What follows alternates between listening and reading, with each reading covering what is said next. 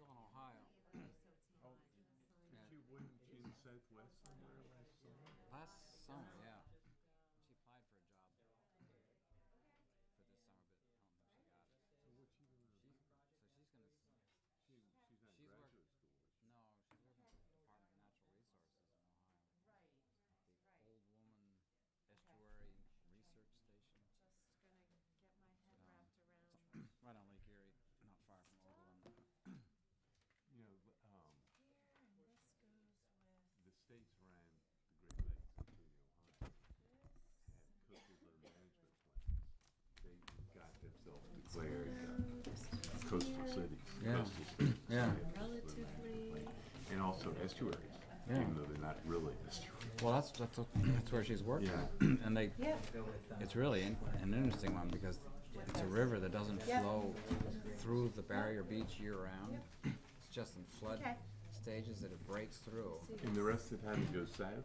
No, the rest of the time it just gets blocked by gravel and sand and So stuff. it's just a big So it's sort of marsh. isolated estuary, except for the Where is it? groundwater flow. Where is it? Well, it's near Vermilion, I think. Is that near Sandusky? Yeah. All right. What's the name of the river? I don't know. Old Woman 702. Creek, I think. Because my brother lives in You got a Sandusky. quorum? Oh, And really? he and I went out there burning one to a river like that. I'm not sure it's the same one, but Yeah. it's the same thing. Sometimes it flowed to the Lake Erie, sometimes it Close. doesn't. Okay, Yeah. okay. It being 7 o'clock or thereabouts, call to order of the Town of Reading Conservation Commission. This is the April 23rd meeting. Old new business. Chuck, do you want to address some old new business? Sure, we have the RDA for Peter Sanborn Place and 68 Sanborn Lane prepared, Okay, and this was approved. Meeting was closed and both these were approved okay. So it's just a at the simple last meeting, so signature? we're gonna sign. Okay. So we'll pass those two around.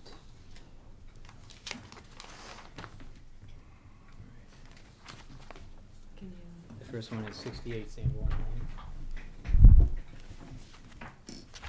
Lane. This has 68 Sanborn Lane listed on the agenda for 7:05. the new one? Which one? The one in the package, which I assume is the one that was There's No, a posted. new- no, there's been. We just handed out a new one Right here, there's a new agenda. Yeah, because there've been some changes. Which one was posted? this one. This is the latest one, and Anika has it. Yeah, he had time to The post packet it. is.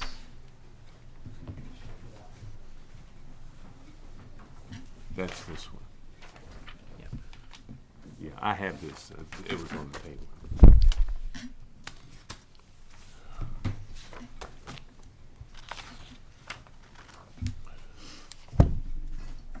Do you want to send around Sure, the other one sorry. while we're at it? The next one is for Peter Sanborn Place, 50 Bay State Road.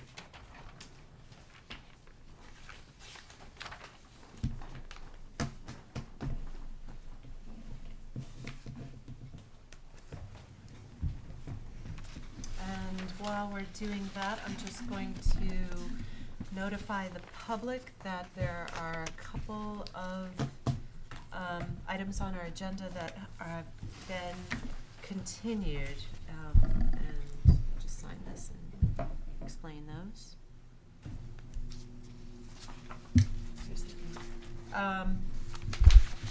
Let's see, first of all, 364 Lowell Street, Jameson Properties.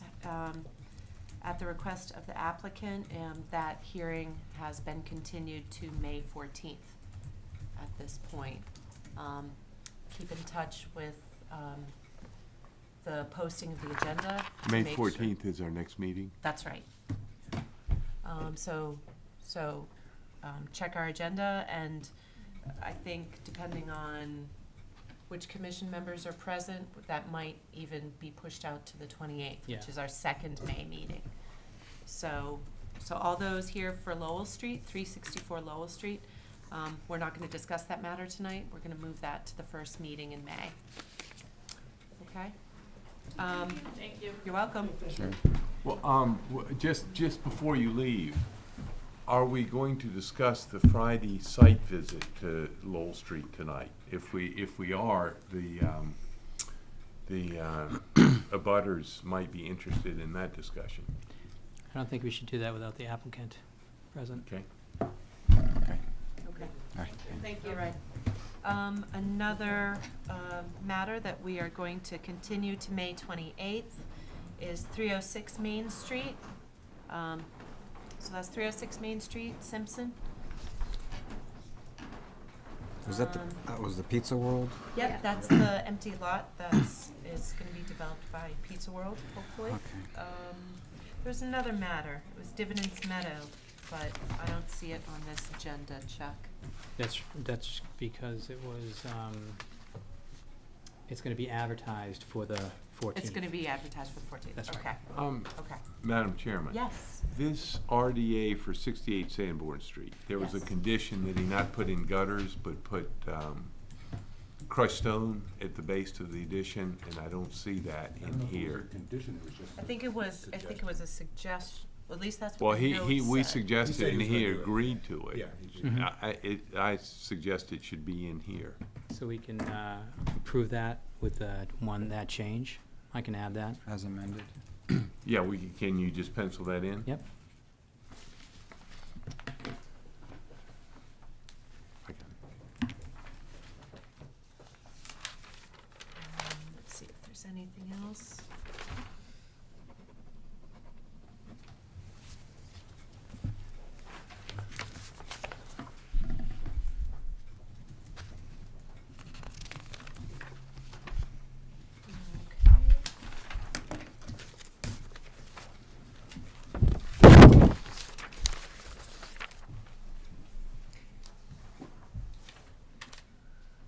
Okay. Well, I've got 7:10 by my watch. It's definitely past 7:05. So we're going to take up the matter now of the request for determination of applicability for. Before we do, let's just get through these. Okay. On the one on Sandboard Place, there was also the condition that he not cut down that tree, which he'd proposed to do. Maybe I'm missing it because I'm trying to read through it quickly, but I don't see that condition No, in here. there's, if you see a that's not in there. So again, we'd have to approve it with that So change. if you could add that, then I'll sign it. You're talking about 50 Bay State? No. Yes, Oh. yes, 50 Bay State is Oh, Sanborn It's Lane, rather right? confusing. See It says above the point. applicant No, stated 50. he would like to Sanborn remove Place. the tree for future hazard. Oh. Pardon me? It says the applicant stated he would like to remove the tree for a future hazard.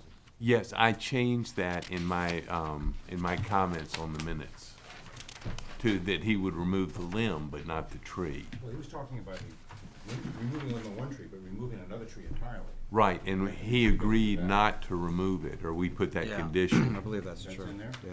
It's, He's not gonna remove the other tree? that was, I amended the minutes to say that he agreed not to do that, but it's not in the RDA conditions. So Chuck's adding it right now. And what I do with this page, just so, for your own edification, is that this page gets retyped. So this, it's not boilerplate, so it's not signed, so I'll just retype that. Okay. And I've added it now. Good. Thanks.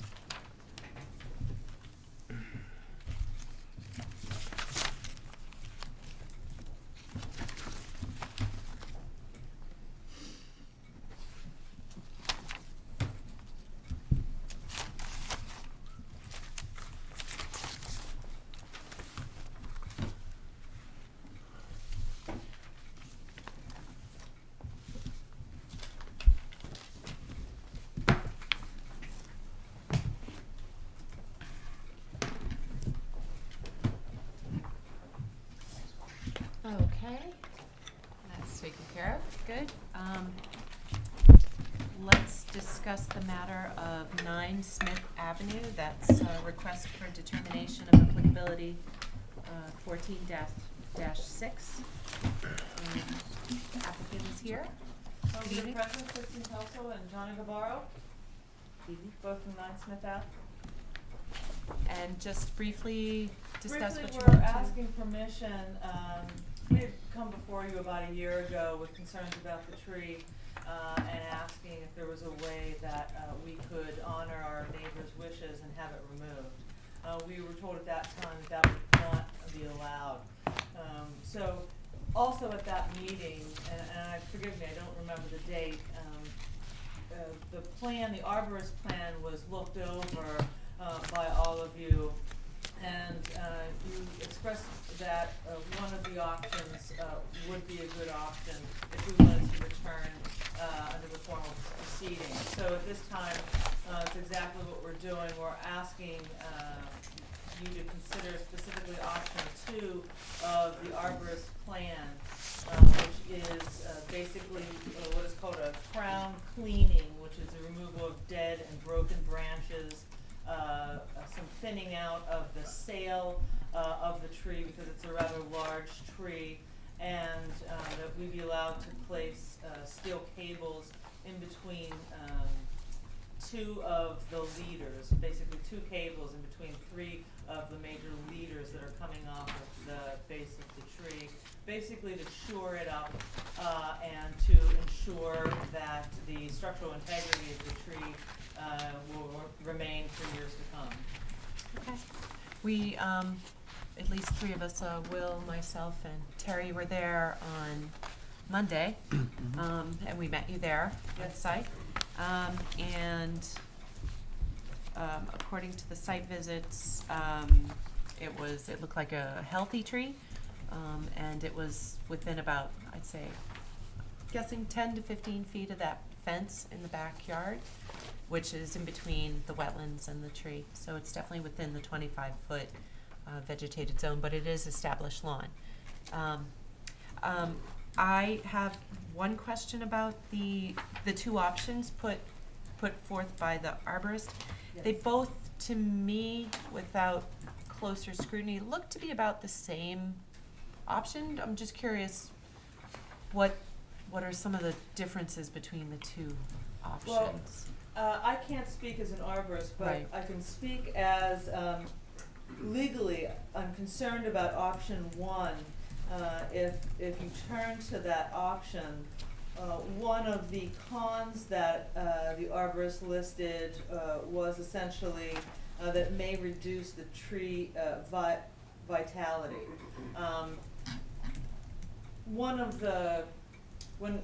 Just legally speaking, when I spoke to the insurance company about how would we be covered if something tragic happened with this tree, either to our property or to our neighbor's property, I was assured that if we did not have permission to cut it down, anything we did to increase its stability and viability basically would be helpful.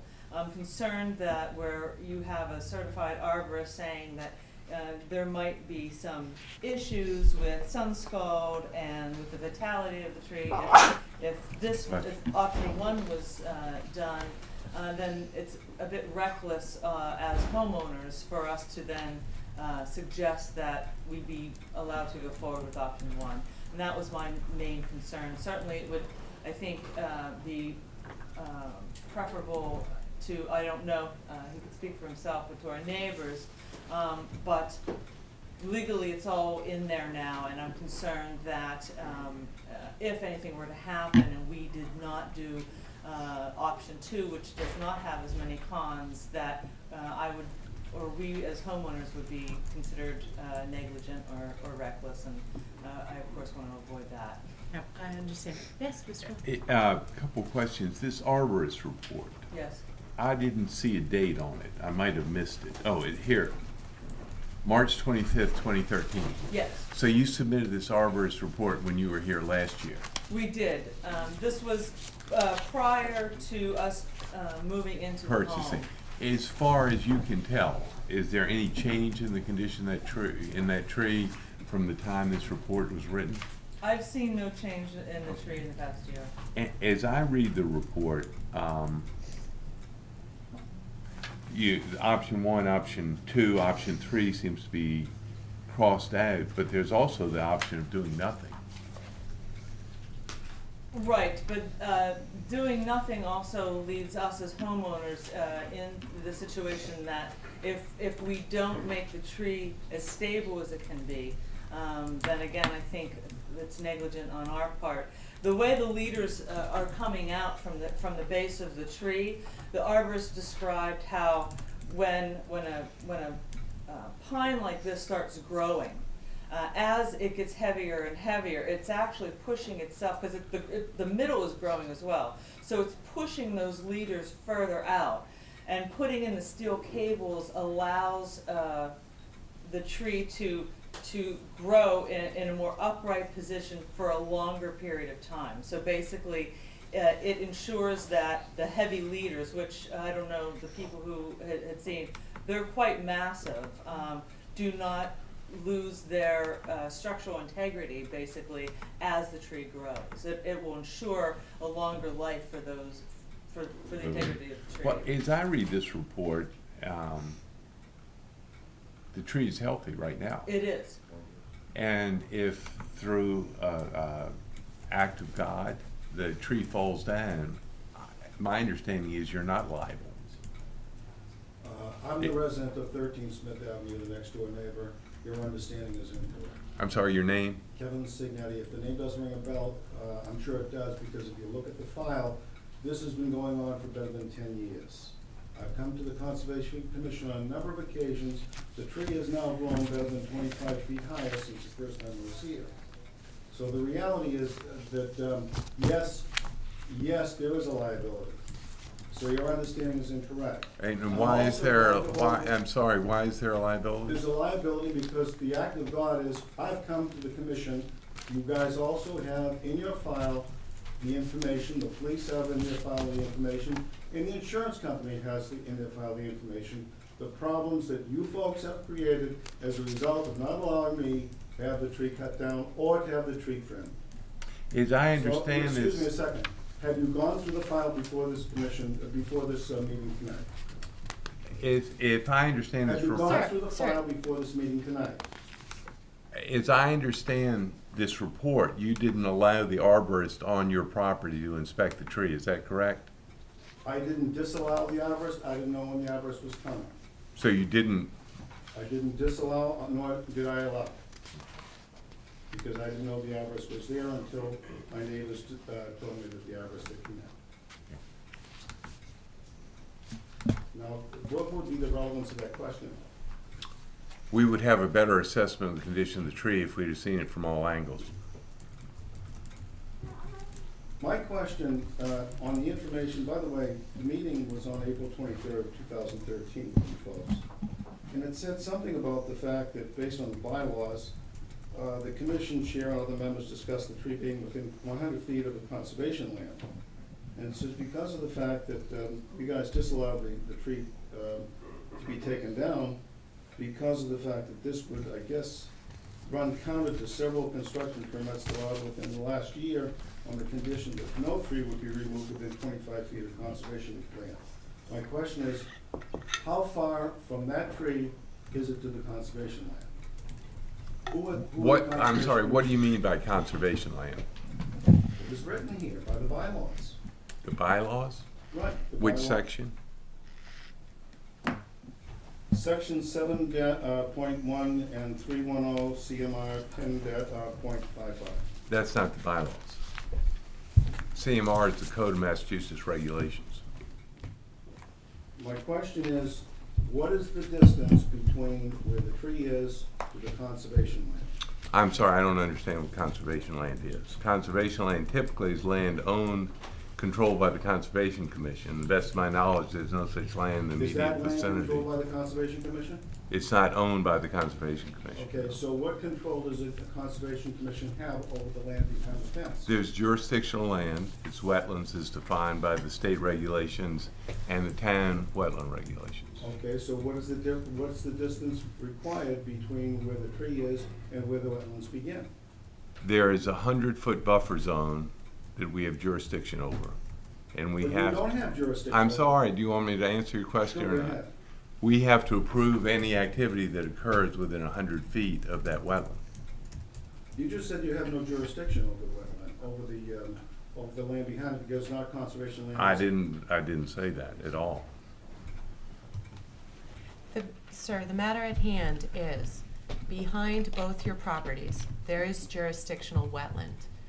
Jurisdictional wetland, as well as land underwater, land subject to flooding, vernal pools and the vernal pool habitat area. There are a number of very specialized habitat areas and water-related features that the Conservation Commission by state law has jurisdiction over, and we have jurisdiction within 100 feet of certain boundaries defined of these areas.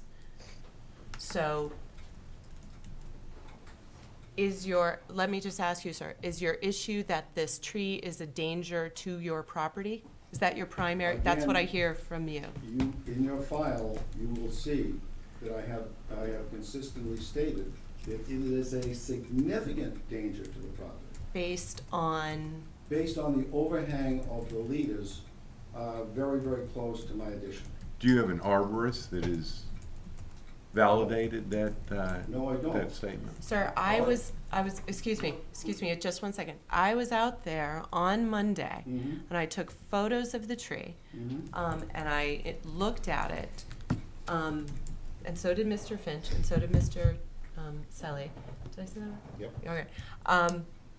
And it appeared to me, and to the arborist that looked at this tree a year ago, that this tree is healthy. Now, what we are hoping to do, especially with this effort by the applicant, is to ensure the healthy nature of this tree. Because if this tree does start to become unhealthy, then it is a greater risk to falling and damaging property and people. So, the effort put forth today by the applicant is to address that, keep the tree, which serves habitat function for birds as well as other creatures, and also, on a regular basis, draws groundwater out and reduces the water table in that area. So, which protects, or at some measure protects basements from being flooded. Now, basements get flooded all over town, regardless of how many trees are in their backyard. If you would like to work with your neighbor to address specific risks and the evaluation of the tree, I welcome you to do that. At this point, they've hired an arborist and paid somebody to evaluate the tree, a tree professional. And at this point, what they've put forth is to maintain the integrity of the tree and to make it stronger, healthier, more stable. And I would think that would be in your interest as well. But the statement that was made by this gentleman over here said there's no option, and that's leave the tree alone. That's right. Because the tree at this point is relatively healthy. Healthy is not in question at this particular point. What is in question is the size of the runner that overhangs my property and will endanger both the residents of my house as well as crush the addition if in fact the water breaks. Now, I was out there and I saw a relatively vertical tree. I did not see great overhangs. Do you have any pictures of the overhanging limbs and branches? Those pictures were submitted to you folks several years ago when the former residents of Smith Avenue objected to any cutting of the tree. Okay, and what happened as a result of those meetings? You folks had allowed me to cut branches off the tree, and when I attempted to do so, the police showed up because of the fact that the woman who lived next door claimed that the ladder for the arborist who was cutting the branches off the tree, because he had to use ropes and pulleys, because he wouldn't be allowed to go onto their property, the woman complained about the fact that the ladder was on their side of the property. The base of the ladder was on my side, was up against the tree, which is on their side. So from there, I notified you folks. I had enough, because of the fact that this all was initiated by the former residents of 9 Smith Avenue who have now left. The problem still exists. In fact, the tree is now, as I say, 20 to 25 feet higher than what it was when I first came before the commission. But higher in a vertical direction, not necessarily higher 25 feet closer to your Runners will house. not grow in a vertical direction. They'll grow horizontally. And there's one that does. Well, some of the trimming that's gonna go on is gonna eliminate some of these horizontal branches. I understand Um, that, but what I'm so- addressing here is the statement that was made, the third option is leave the tree alone. Right, if we deny this action, then the tree stays as is. Rest assured, what and you folks have been on notice for quite a few years. Again, I've sent the letter to you, I've sent the letter to my insurance company, I've sent the letter to the police department. Rest assured, if something happens, all concerned are gonna have problems. Well, trees fall down all the time. I'm talking So, about. you're not you folks special. have been made aware of the problem on a number of occasions. I've come before you on a number of occasions. There is a problem with this tree. That's your opinion, we I have, just said in my opinion. we have the If opinion, you allow me to finish my conversation, I would have said in my opinion. and we have the opinion of professional arborists that the tree is healthy. The tree could very well be healthy, but the runner could snap at any time. But we can't, you know, So the third option is not an option in my opinion, and that is to leave the tree alone. Madam Chairman, my concern with option 2 is the required continued maintenance, continued trimming. Does the applicant have a feel of how often that would have to occur? No. I remember asking the arborist how often I would have to maintain it. I only remember that the cables would have to be replaced between, at around 10 years. And he'd like an arborist to check the tree to make sure that it was growing properly at least every 5 years. I don't remember about the trimmings or what he may or may not have said about them.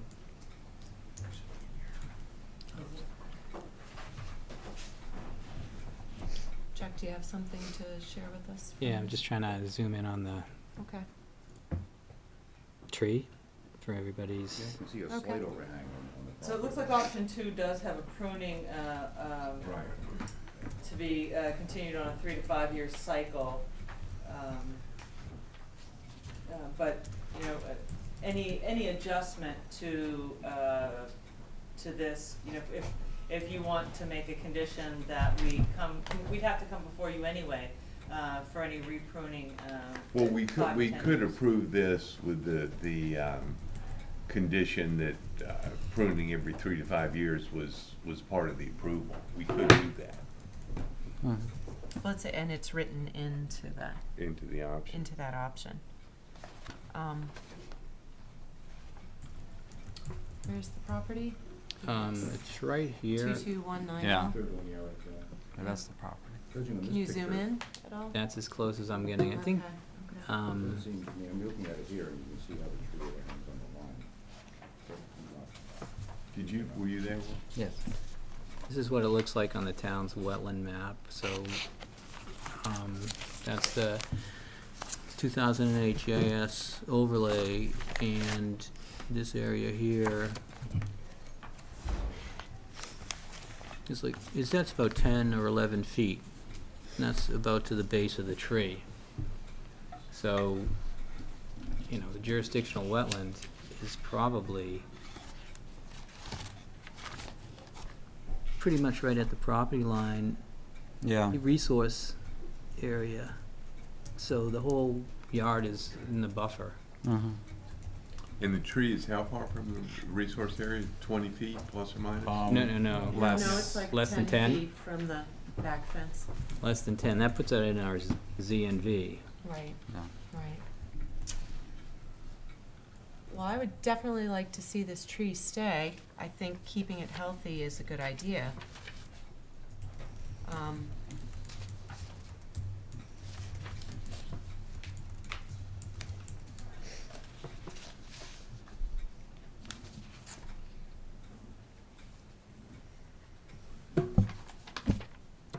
although the arborist doesn't say this explicitly, I take it from his description of the option that putting in these cables would decrease the probability of one of those branches snap falling. Your option 2 says install 2 steel cables to lessen the likelihood of failure.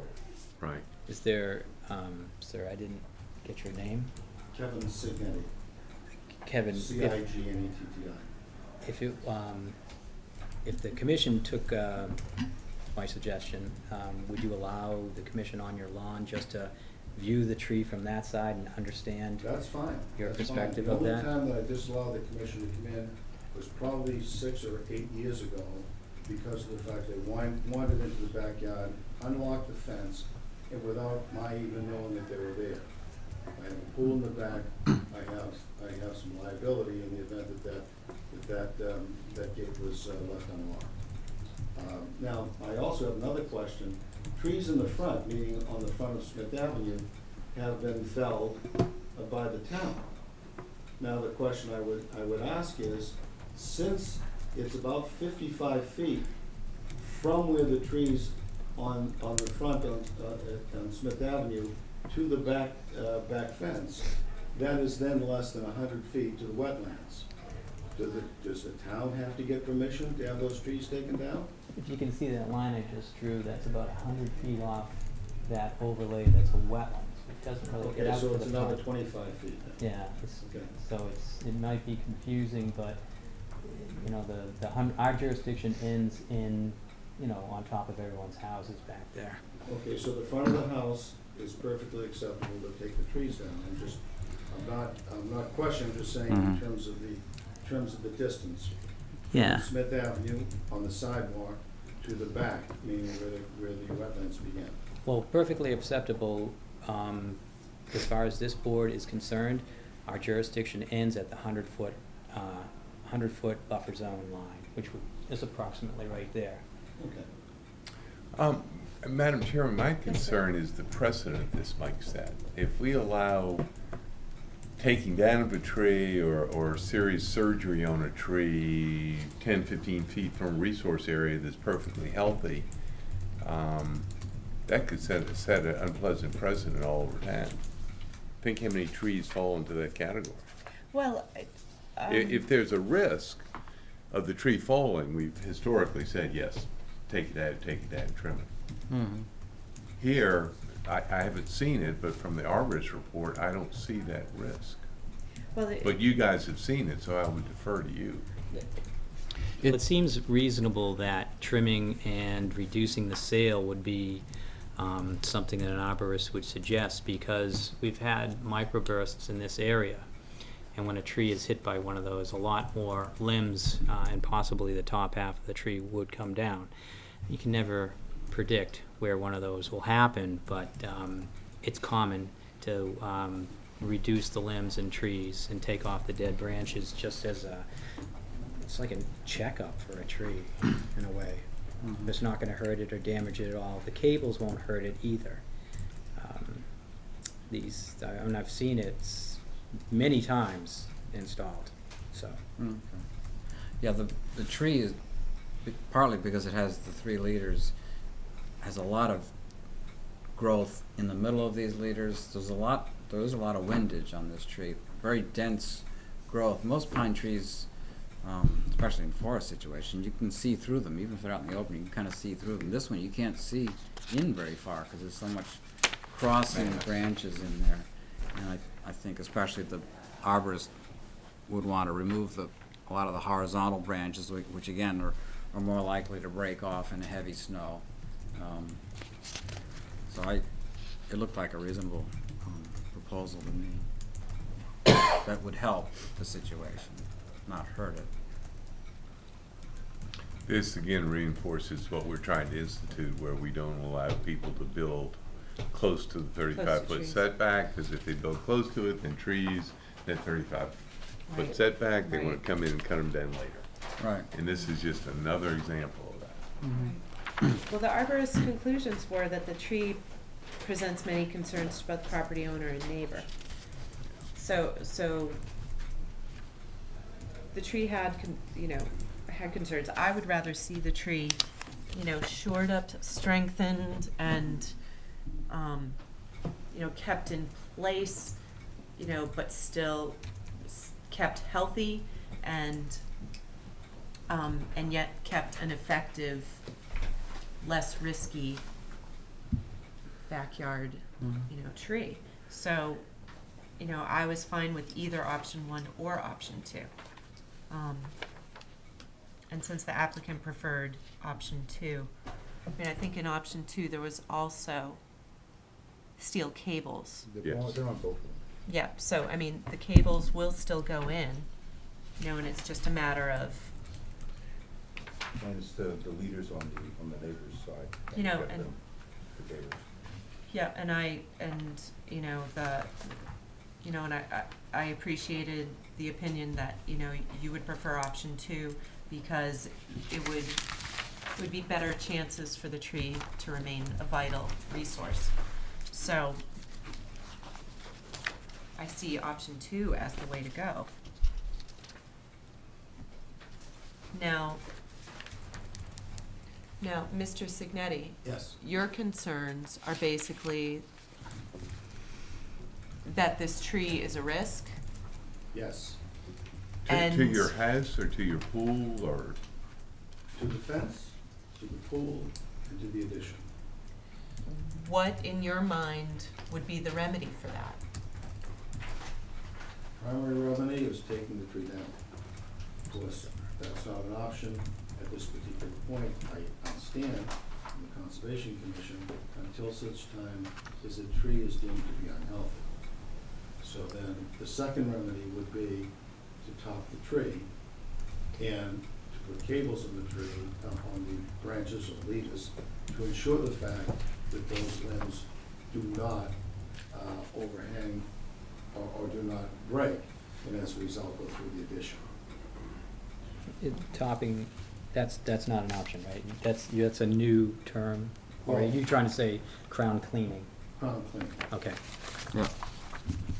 so option 2 is what Kevin's talking about. Okay. Well, to move things along, I'd like to make a motion to make a negative determination for the tree work at 9 Smith Ave.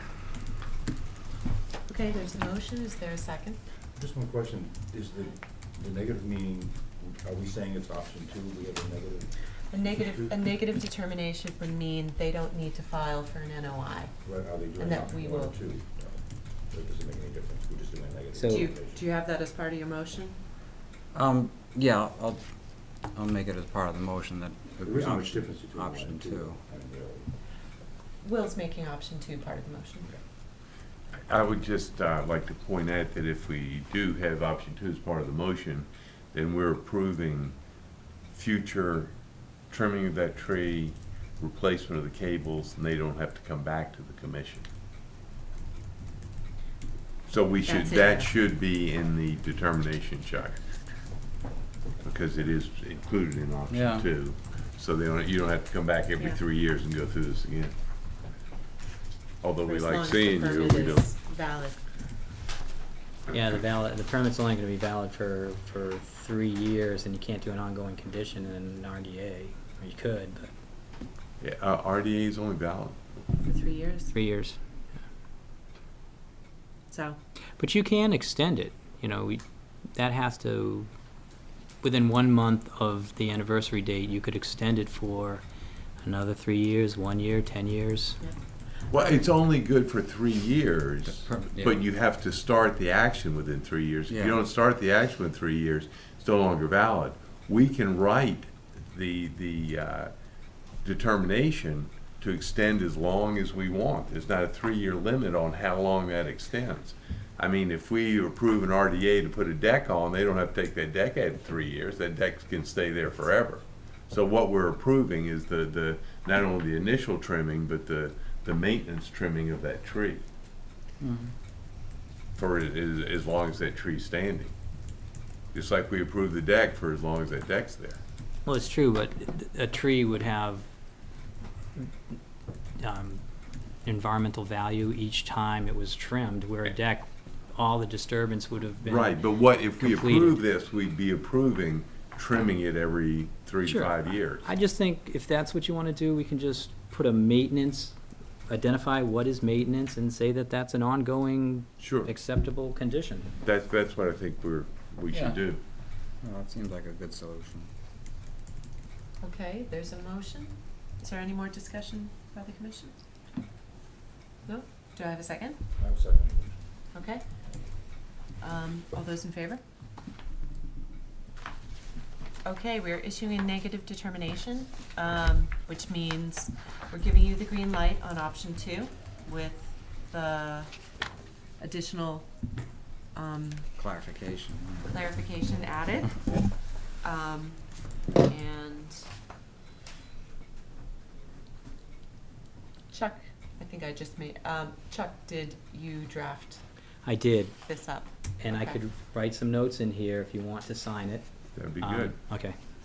So it's clear that an arborist will be doing the Yep, that's specified Maintenance. in, work. that's specified in option Future. 2. Gonna That's pretty much there. copy and paste option 2 right into this order, and then separate what's ongoing and say that that would go forward in perpetuity. Yeah, okay. I think, new ground here with an RDA, but it should be fine.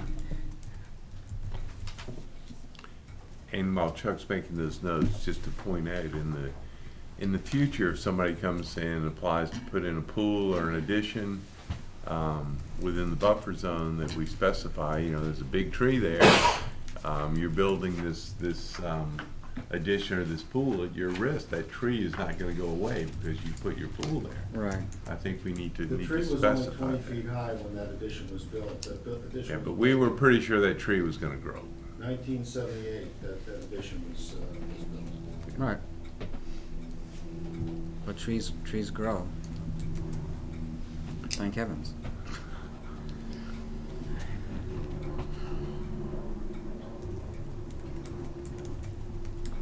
Okay, we're just waiting for the notes to be added, and then we'll sign it and move on to the next one.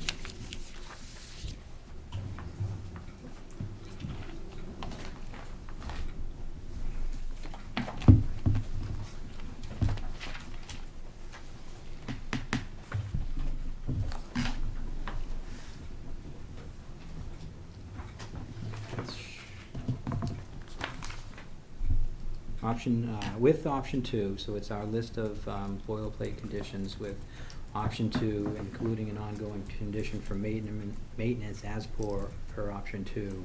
And then I wrote in by a professional. So- Great. I'm just gonna reiterate that we are continuing, in other words, we're not gonna discuss the matter at 364 Lowell Street tonight. So if you're here for that, we will not discuss it. And also 306 Main. We will Has there not be been any discussing more that news tonight. on 306 Main? Not that I know of. Just, at the last meeting, we went over some discussion items and some information we thought we needed, and I was just going to make sure that Brandon had those for when they do come in on the 28th. Did they have another design review meeting? No, it's on hold for the reasons he stated at the meeting.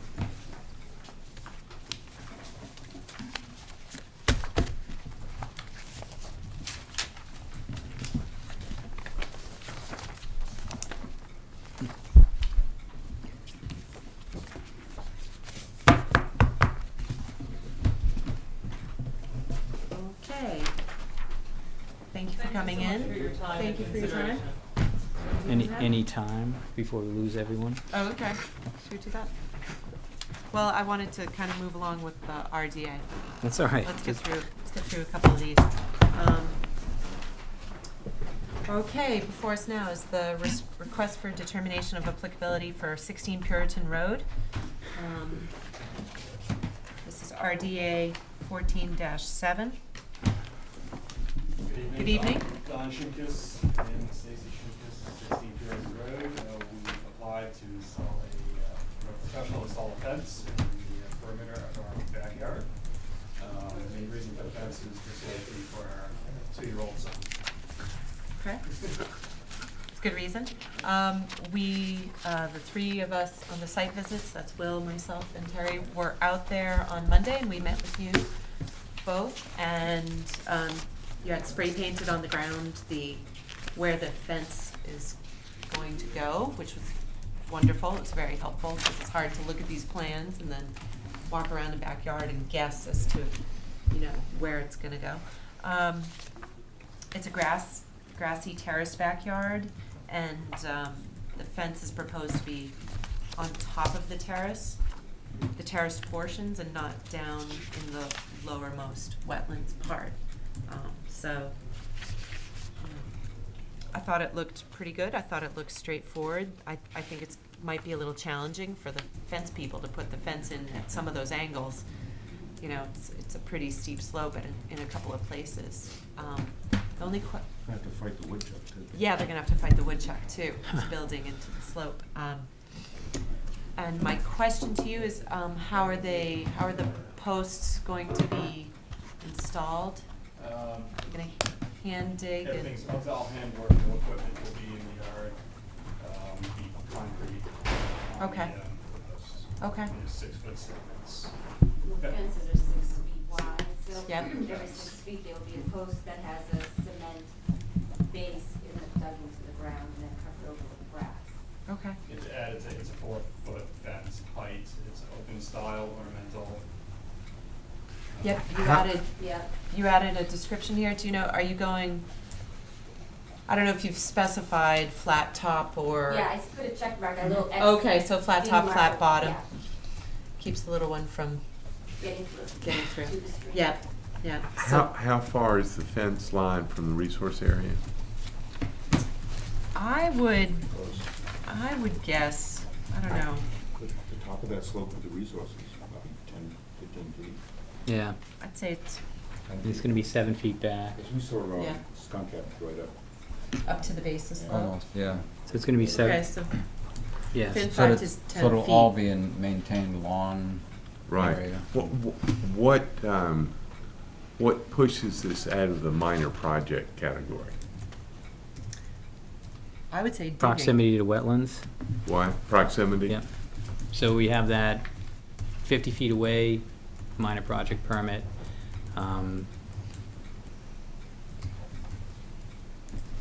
Yeah, I think the slope's involved because it drops off quite steeply.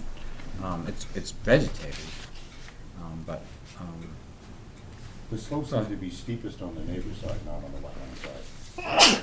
And that's Yeah, the concern I have is when they dig the post there, it's a really, where the woodchuck and the old Yeah. woodchuck places, it's pretty steep there, so when they dig there, they're gonna do a lot of damage to the slope there. Jamie, sorry. But One of the other reasons why when I'm looking to see if it's a minor project, not only going by what it says in your regulations, is to try to think if the commission would look at this and have a change if they visited. So my thought was maybe that back area being 7 feet would be something that was a discussion item, 7 feet from the resource area. So, giving everyone an opportunity, rather than doing a minor project permit and someone saying, well, it's 7 feet from the resource area, we need to review this. Right.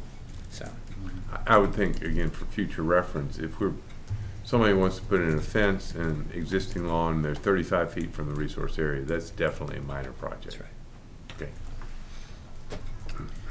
and also there's an existing play structure and the fence is pretty much a minimum distance beyond the play structure. Yeah, a couple of feet, it's very close to the play structures, Yeah. then the ground drops off, so Yeah. all we wanted to do was fence in the flattest part of the yard for Yeah. the safety, Yeah. to play out there.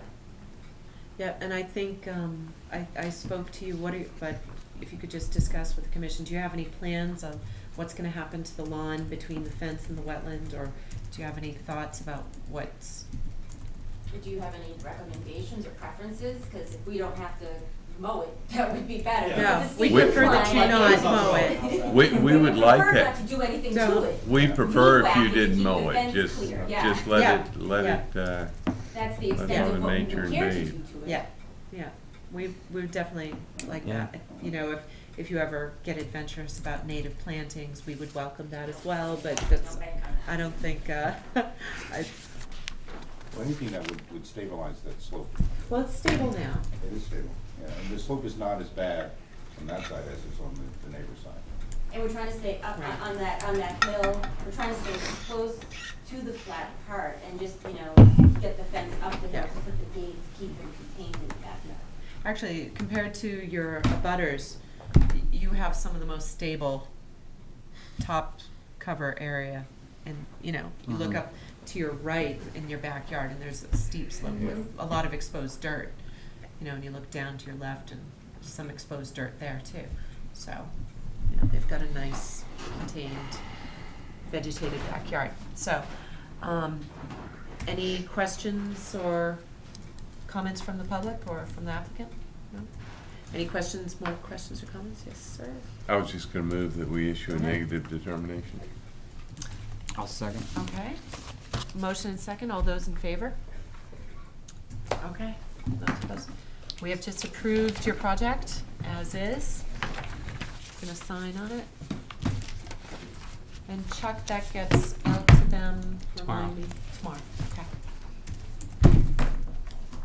Can we proceed, or should we wait? So- Any If you documentation? need I anything, yeah. think there's a 10-day, It's a 10-day Appeal appeal period? period, yeah.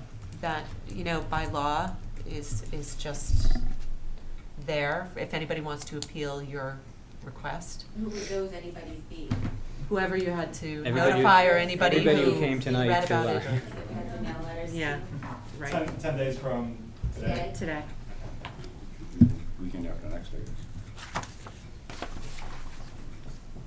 So, Is your 2-year-old walking yet? Oh, he's running, yes, he's all over the place. We'll be rolling down there. I know. Do you have a date scheduled on this, 10 days? We were going to follow up with the fence man tomorrow and let him know if we had a determination. Yeah, So that he could order the materials, because he said it would take 7 to 10 days to get them. okay. And that's your appeal period there, so. Well, we don't wanna order it if he's We don't want $6,000 out. Right, right. No, there's no other steps you need to take.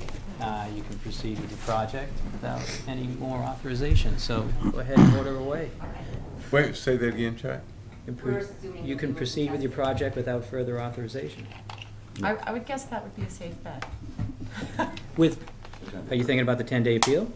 Yeah, there is an appeal on an RDA?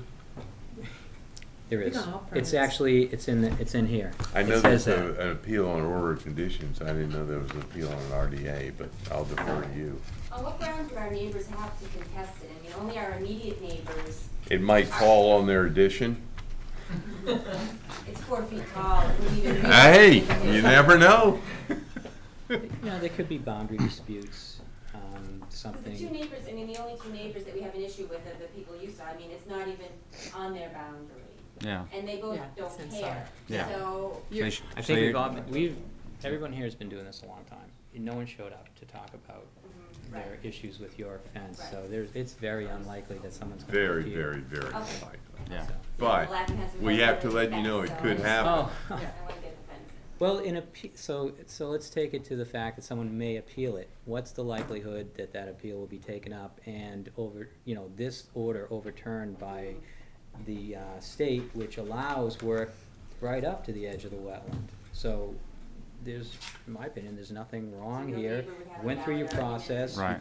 You've gone through this. It's very unlikely. Very, very, but possible. Let him get out of the room Yeah. before. Thanks Yeah. for coming in. Right. Okay.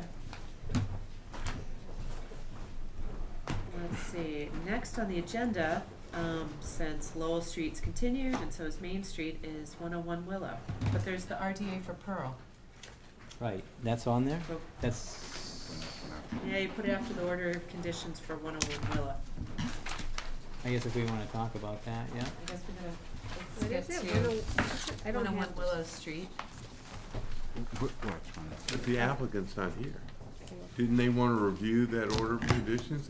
Isn't that why we postponed? Well, they he did email, and I emailed everybody, but just today, did I pass this out, or yeah, it looks like I did. It You looks did. like it's on the It's table. this. Was the Yeah. Gale at the bottom? Yeah, So, just those were the comments. okay. I would say finding number 4, talking about the riverfront, I did take that from a previous filing that was for an NOI, and it was about the pervious pavement that you put in, so that finding Yeah.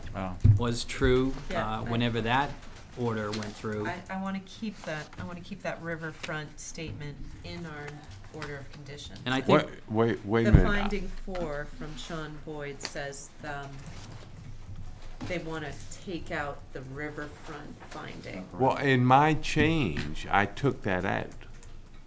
But It's not riverfront? but it's No, it in- is At not Austin Prep? riverfront. No, it is not. So in front of the project isn't riverfront, but where that spot describes. No, it's not riverfront until until the river goes under West Street. Under West Street? Yes, and Even- that was my change. So even this branch? Either branch, because That's- the drainage area is the same. Yeah. I thought it was a Alright. dark. Under I West- accepted where does it go under most West of your changes. Right, Right. right where Willow, That's- and Summer, Summer, Ave okay. all The come deadly together, that's intersection. when the riverfront starts. So this is new, like I said, I got it from that other, order of conditions, Well, but I- I'm okay with it. Didn't I change that in the order? I don't know how that happened, because I think I only changed one of your, or I didn't, pick up one of your, changes, because Sean had, commented differently. So basically, And I don't have your Austin Prep, markup on it. Austin Prep is the drainage area. Well, no, it goes all the way back to high school. Oh, okay. Because that branch that goes through Austin Pratt is not a tributary, it's a distributary. So where you go, so this, so if it's West Street, then it's, so I said from a certain flag, I can't remember what flag it was, I said it's 350 feet away. That's where the riverfront starts. So I can eliminate that whole Finding thing. 4. But it wasn't right in front of the project, it wasn't to the left or to the right, it was far down, wherever, Yeah. where it may have been established. Let me see, we have So in our Jamie, package you that are- order of conditions, it's right right? here. So you are absolutely sure, Yeah, some wetland I flag mean, that's the thing, I was 25. thinking, a study was done. There we go. So this is based on the watershed size. Yeah, and the this says study. right here, study done for neighborhood, yada, yada, yada, becomes a perennial stream at the Willow Street, Woburn Street. Intersection. Which is downstream of Austin Prep, which is what you're saying. Willow Street doesn't intersect Woburn Street, it should be Willow Street, West Street. Willow and West, yeah. So Right. Willow So- Street, West Street? Yeah, so all you have to do is change from Willow Street dash Woburn to Willow Street dash West. West, That was and probably Summer. my topo. okay, Okay. right, Which is downstream from the Austin Yeah. Prep campus. yep, that's right. That is correct. But that Woburn Street, I don't know if that was my typo or what happened, probably my typo, but it should be Willow Street, West Street. So it says the stream crosses under gravel road in a culvert, about 350 feet Well, I'll check, northeast. I'll of check wetland that flag. now. Proposed work areas are located more than 200 feet from I the don't main think street. if that's the case, these are wrong. That's still accurate. Okay, we'll leave that finding, just correct Woburn Street. Yeah. Okay, so that takes care of their comment number 1. Comment number 2, Finding finding 4. 6. Finding 4. Finding 6, from my impression, is that the wells are, there's a backup condition, because they have problems with the water. Yeah, we haven't, well, the state, I believe, has required Yes. so far the Yeah. town to maintain them There's- as a there's- possible. We will- Right, they're still registered as a water source. Right. Yeah. They were requesting that a sentence be added stating the Reading wells are no longer in use as public drinking water wells. That's not true. We can't put- They're backup wells. Yes, Yeah. they're backup. Yeah.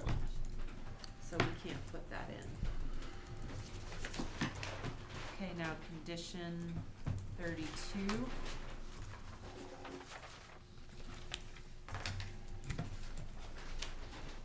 Which is on page 20.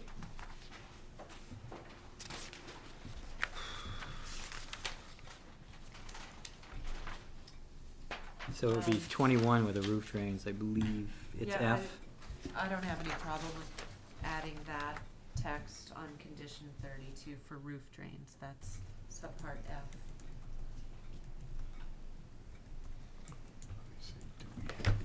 Here, we just add that as another item, or?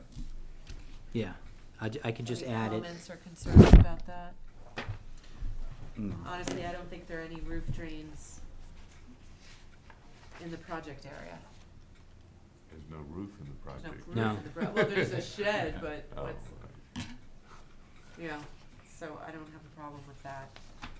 Well, all the roof drains go into the, you know, they're gonna go into some sort of, infiltration, you know, through the field and whatnot, so it's, eventually it's getting to the wetland. And then the last So, no, comment. we would add that to item F, because F talks about the roof drains and gutters. Yep, that would get added to F. Alright, and then the last condition, condition A2, the comment is, they wanna add a sentence saying this requirement shall not change unless allowed by a subsequent order of conditions.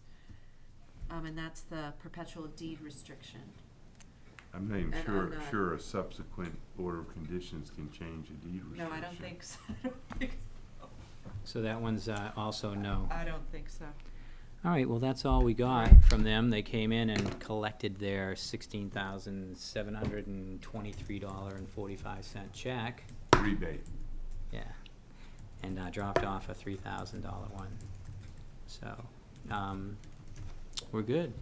Okay, these red I would, edits? this last comment, though, is I understand it, I would not add that addition, but if their attorney thinks it should be added, then maybe we ought to take This- it more seriously, but this is just an engineer. Yeah, this came from Sean. Just an engineer? Yeah, so actually it's engineering training, but, Oh, yeah. I mean, if their attorney thinks this should be added, then we should probably get canceled, but I We see don't no have that need. indication at this point. No, No, I so. see no order of Okay. conditions that can change a deed. Okay. Okay, and Jamie, you had some edits to it that got I think worked? those edits are in here. Yeah, Yep. they are. They Yep. are.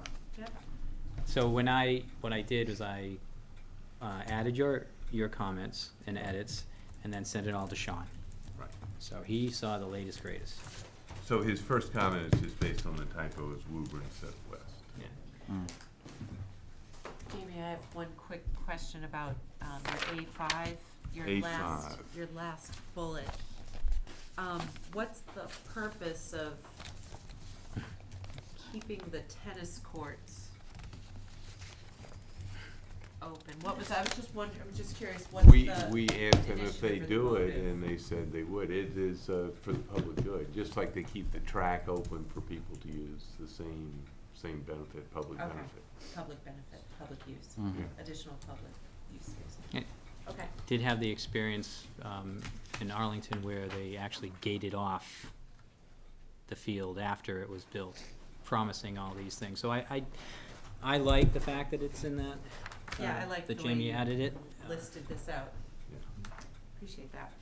So I think putting, again, for future reference, putting what the applicant has agreed to do in the findings is fine, but we need to replicate it in the conditions, not just note that they agreed to, but actually require them to, I think is Right. appropriate. Right. Because these conditions are what we have to hold them to. Mm. Right. And if we have to fine them and have to go to court, it's a lot easier to point to your condition is A, B, C, and D, and you didn't meet it, Right. than to go to the findings. So it's a lot clearer and more straightforward to replicate those in the condition section. No, I appreciated that clarity, I thought that was good. Any more discussion about this draft order of conditions? No? Is there a motion to accept and approve this? So moved. Is there a second? Okay, all those in favor? Okay, So, and, I have to, maybe we're gonna take a break, I'm not sure, but I need to run down and get the copy. I actually okay, left it. why don't I adjourn for about 5 minutes? Wait, yeah, Yeah. I mean, you can start talking about the next one. I don't think I have anything to add Yeah. to number 5, the RDA number 14-5. Okay, RDA then let's what? move on to 14-5 while Chuck is. 14-5. Yep. What's that? Okay, then we will discuss, request for determination 14-5, for 241 Pearl Street. Good evening, thanks for coming out, thanks for waiting, and, glad. It's been quite entertaining. Welcome, welcome. I'm Stephen Baker, my name's Lindsay. We bought 241 Pearl, and we just want to put a 4-foot fence up around the yard to, we have 2 dogs and a new baby. Yep. And with the stream and the wetlands in the back there, we'd like to make it secure for him, and as well as contain the dogs and keep them out of that. Yeah. No, I don't think so. Here. It's on the table. We have, It's on the table. Is that your copy or mine? You could take that one. we had some photos of the back of where we had planned to. Great, why don't you hand it to Mr. Finch and we'll. Yeah, thanks. I was there today. So there's a back shed there, and per recommendation, when we first were getting the permits, it was recommended to go 2 feet from beyond the shed, so that's what we had the initial drawings at. 2 feet, I'm sorry, 2 feet. 2 feet away from the shed. That was the initial recommendation. Okay. When we, and that's what we had first done when we first came in. I know you guys had spoke also as well today. And so that's where the initial drawings were, was 2 feet around. Those are these drawings, Yeah. Right. That thanks. just shows, there's an existing wooden fence on the corner there, and so we would just Yeah, slide across yeah, to the back of the shed and then up the lot. right, the north property boundary is already a wooden picket fence. And that's by the existing shed, oh, this side, okay. The north, This side, That yeah. has it. All right. The So north is line that is- dash line the existing wooden fence? No, the dash line is what we're proposing. Okay, what's the red line? Sorry. This red line? oh, sorry, I drew that. That's my, those are my field notes, sorry. I'm Okay, like, so I don't know so- any red lines. So let me explain that to you, Jamie. So I went out today, to the site, the applicant graciously allowed me to walk around the backyard. And so as you look at the site plan here, along the page right boundary line, there's this tree you see in this picture. Mm-hmm. And then there's brush and Do you want your some copy here? stone. No, that's okay. I remember it. There's this stone and daylilies, maybe. I don't know what that is, but looks like it. And if you look past this downslope, this tree, past the shed, maybe about 10 feet past that, there's a culvert there's a pipe that's daylighting out, maybe a 10-inch pipe that comes out, and water is flowing that way. That would be to the south. And that's the nearest wetland area. So wetlands are what- not on their property, it's coming out from a culvert located southeast of their property corner. And what's the distance from their property boundary to the proposed fence? This is. So we're right at the edge. Right. So if you go, I mean, this says scales an inch. We're guessing it's about 10 feet away. They're not maybe. sure exactly where their property limits are back there. Yeah, it's not really it's marked grass very well. between here and the neighbor,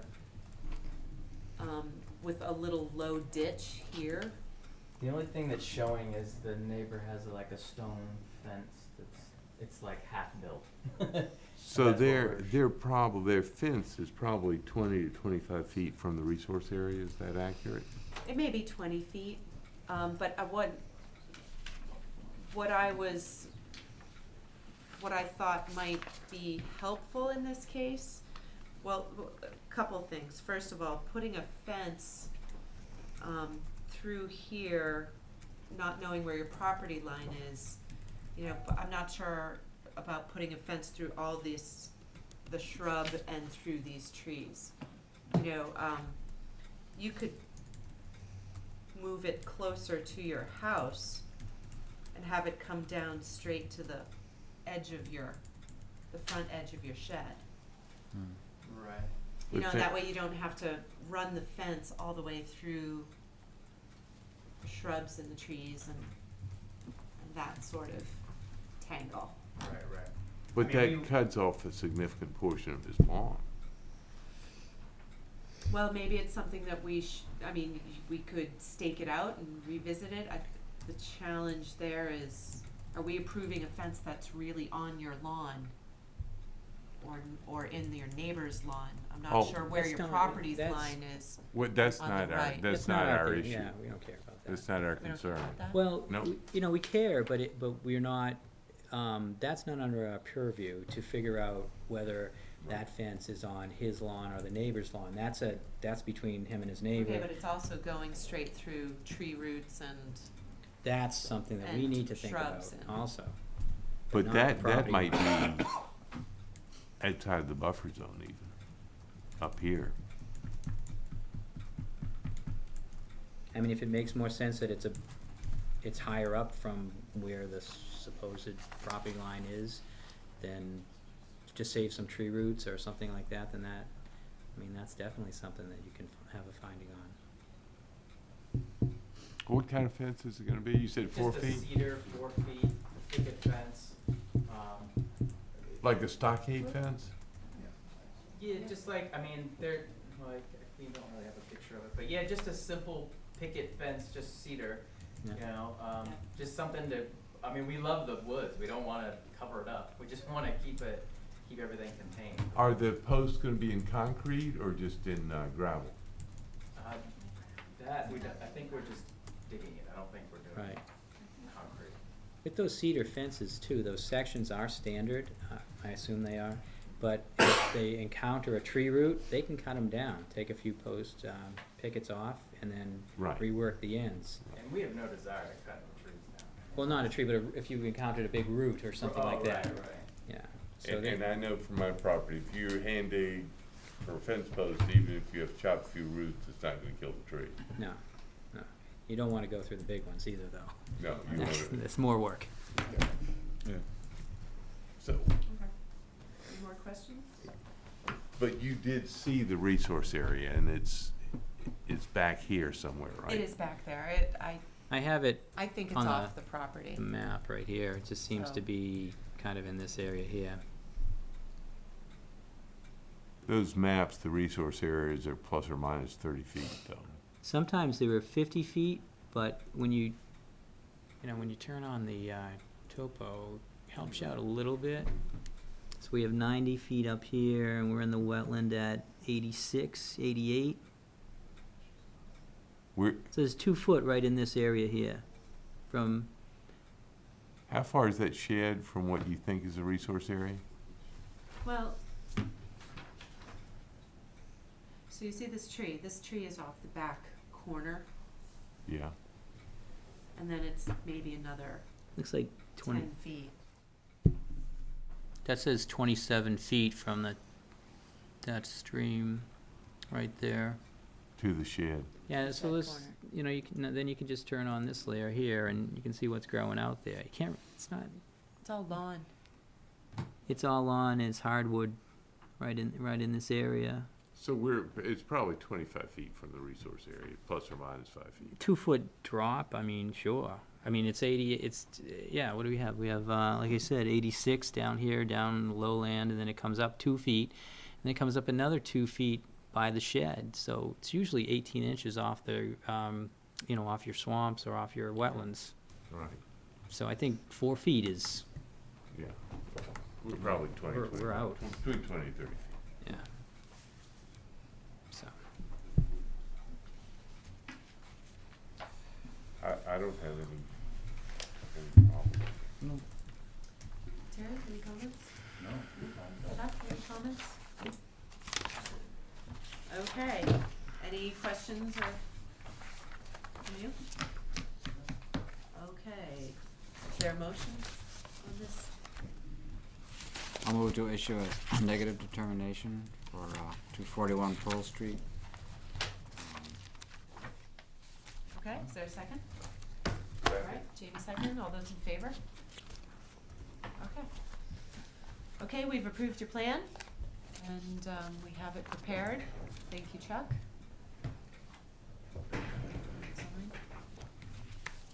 Is it okay if we keep the pictures? Oh, yeah. Yep, we'll just add them to the file. And you had mentioned to the other couple that you could plant something that's natural to the environment. Is that something we would go through you guys with, or how would we go about getting those kind of plants to make sure? If you want to plant something between that fence and the resource area and their native vegetation, you can just do that. You don't need to come back to us. Oh, great. I And think where If would you we wanna- get that information? If you wanted to cut down trees, Oh, no, we don't. then you'd have to come back to us. But Yeah. just planting things or trimming what's already there, you don't have to come back to us. But I think Chuck has a list of native, I do, and native if you plants. just wanna remember a name, you can just Google Garden in the Woods in Framingham, Okay. and they'll have a nice list.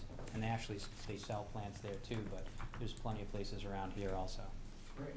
okay? Thank you. Okay, Okay. here's the, 41 Pearl Street and. Austin Prep. Great.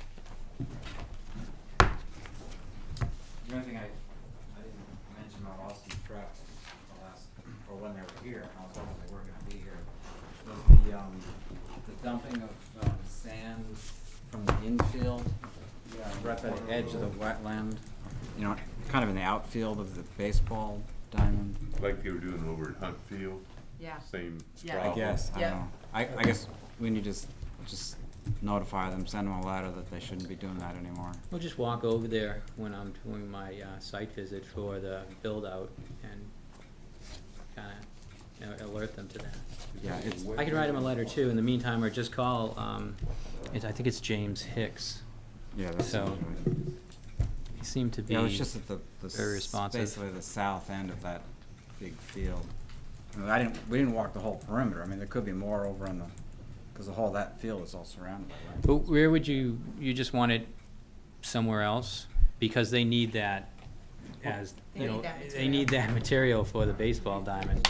But all that's dumped right in the corner, right next to Mm. it. I'm not sure why it's there. It seemed like it's excess. It didn't have to be Trying to in get that rid of. corner. I think they added. So they You know what I'll do? I'll find out its purpose. Yeah. I can go out there and show you the area that we were. Okay. we were at. Put it There's- somewhere else. There's a portion of that baseball field out there that's closer to some trees, closer to the tracks. Okay. Maybe a little bit upland. 'Cause there's might be a several better place. Distinct piles kind of along the wetlands, and Yeah. it's as though it was excess material, or when they were doing maintenance, they didn't want to put it down back because it was dirty or something, or full of leaves, and so they disposed of it there, is what it looks like to me. But it's just a little too close to the wetlands, because it's, you know, right at the edge. And I'm sure they're pushing back that wetland every time too, so. it didn't look egregious, but they just need to be advised to find someplace Okay. better to put it. Okay, we're gonna move right along with, the, notice of intent. So we'll reopen the public hearing For which side? for, 92 Sanborn Lane. So, the public hearing for DEP number 270-0626, 92 Sanborn Lane, lot 2, map Do we get to keep this 56, lot afterwards? 16. So we need electronic, is this Is everything now- electronically? Reopened and being conducted concurrently under the Massachusetts Wetland Protection Act, Massachusetts Is there any way I General can Laws, get- Chapter 131, Section Wait a 40 as second. amended, and the Reading General Bylaws, Section 5.7. The hearing will be conducted in the following manner. The applicant will present the proposal. The commission will receive reports from its administrator, technical advisors, and other town departments. The commission will address questions and comments to the applicant. The public will then be given the opportunity to ask questions of the applicant, which should be directed to the chair. Please give your name and address before your comments and/or questions are presented. The attendance sheet is at the entrance, and please sign in if you haven't already. At this time, would the members of the Conservation Commission please introduce themselves, starting with you, Kim? Kim Saunders, recording secretary. William Finch. Jamie Moore. Anika Scanlon? Terry Pointer. Oh, Chuck Teroni, Conservation Administrator. Okay. Mr. Couillard? Al Couillard, the applicant. Attorney Matt Watsky is going to represent me tonight and see if he can break things down and make sense of the public for you guys. Okay. Good evening, everybody. I'm Matthew Watsky. Before we get started, let's see if we're able to get the. What's the first thing you want? The electronic version up on the board I here. was thinking we go straight to the site rating plan, which is sheet 4 of 9 on the plan. NOI Lot 2, Lot 3, or It's the overall. one subdivision sheet plans. Yeah, Definitive subdivision. sure thing. While We it's getting that up, it's, Go ahead. somebody refresh my memory. Is it unusual to have 3 different notice of intent for one development? Don't we usually have one notice of intent? We usually do, but I think Al wants to simplify the process, and if we were. Simplify going from 1 to 3? Well, I think it's beneficial to both, Okay. Al and I'm not us. disagreeing. And it actually eases the process. There's never a problem separating the roadway and the lots, because we might have what happens if we have an issue with one lot? Then you can go ahead with the road and the other 2, or something like that. Is the roadway included in one of these 3? I apologize, I Yeah. have studied them. Which one? The first one. Oh yeah, we're supposed to go to number 4, right? Oh, lot 1. This didn't say lot 1. Is this lot 1? This is, No, it's the one that all- does Is not that it? say lot 1. Okay. Is lot 1. Mariano Drive. Okay, that makes sense. So, All right. Why don't we jump right in? I've had Chuck put up on the board, sheet 4 of 9 of the definitive subdivision plan. So that's Okay. the. Is that all right? Sure. The second page of the plans for the subdivision as a whole. There we go, that's That very work? helpful. We're gonna zoom into that a little bit. Now, the reason I asked for this is that it gives proposed grading and really gives you an overall picture of what's being proposed. Nope. Oh, there we go. oh, There you go. All right. All right. This is a property that, you may recall, we were here previously, seeking the determination of the resource area boundaries. So this is a site that has a very steep slope along the edge of wetlands. Then at the toe of the slope, you have a wetland line. Wetlands have all been previously delineated, and that enabled us to go through the overall site design and ensure that we're meeting the Conservation Commission's 25-foot tuck zone, 35-foot no structure setback. So what you have is, here's lot 1 is in this corner, lot 2 is in this corner, lot 3 is here. Edge of wetlands is along this line here. Edge of 100-foot buffer zone is this line here. So really all of the pavement and grading for the road itself is outside of the 100-foot buffer zone. The only component of the road that is inside the 100-foot buffer is the stormwater management, which is this. Can you put your red dot on the wetland line again? The wetland line is down here.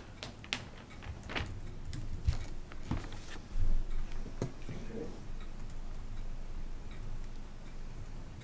And do you have the 35-foot and 25-foot line on there? The 25-foot line is right here, which has got a Okay. kind of work line as a hay bale and siltation barrier. And then the 30-foot, 35-foot line, we didn't put a separate line in there, but you have some specific setbacks. So for example, I think it's 36 feet, giving some distance between the wetland and the, any component of the infiltration system. 60 feet from the wetland, 66 feet, excuse me, from the wetlands to the nearest corner of this proposed house building envelope. I'm having trouble reading on I think it's 36 feet from the edge of wetlands to the corner of a deck. So that would just be an elevated deck. It would actually be another 12 feet to get to the house itself. and then, you have another 36 feet from the edge of wetlands to the outfall. That's just an emergency overflow for the detention system. The key factors in the design, you have, although it's a 3-lot subdivision and therefore is not subject to the DEP stormwater management guidelines, portion of the property is within the Aquifer Protection District here in town. What we had the engineer do was design the system, design the subdivision to comply in all respects relevant to the local Aquifer Protection District and the DEP's criteria for limiting peak rate of discharge so that it's no greater than the pre-existing condition, and limiting the volume of flow going off of the site so that you have these an equal amount of recharge post-development as compared to existing conditions. Do you know approximately where the Aquifer Protection District line is on this property? I honestly do not know the answer to that. But it's only a portion of the property that's in it. I believe it is only a portion. I think on Franklin, I only had a few hundred square feet of a 1,800 square foot parcel, and if I remember the bylaws correctly, if any section of your property touches the aquifer, the whole parcel is obliged to. I think that was the comment made on that. Yeah. So you're under the Aquifer Protection District. Yeah. We're Okay. considering it under, even if there were some argument that could be made that we shouldn't have to design for the whole thing, doesn't matter because we've designed for the Aquifer Protection District as well as the DEP stormwater management. And the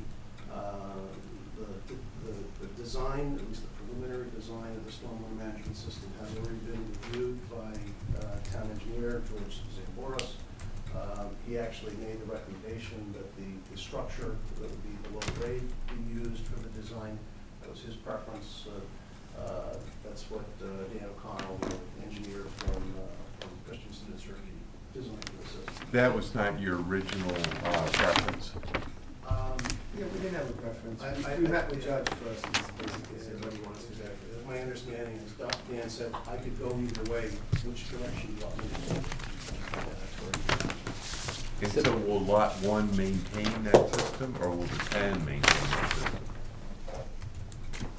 my understanding is that once the road is fully built and the lot's sold, the town accepts the road, that the town would accept the maintenance of the structure as well, which is why it was George's preference to have it designed this way. It's easier for him to maintain.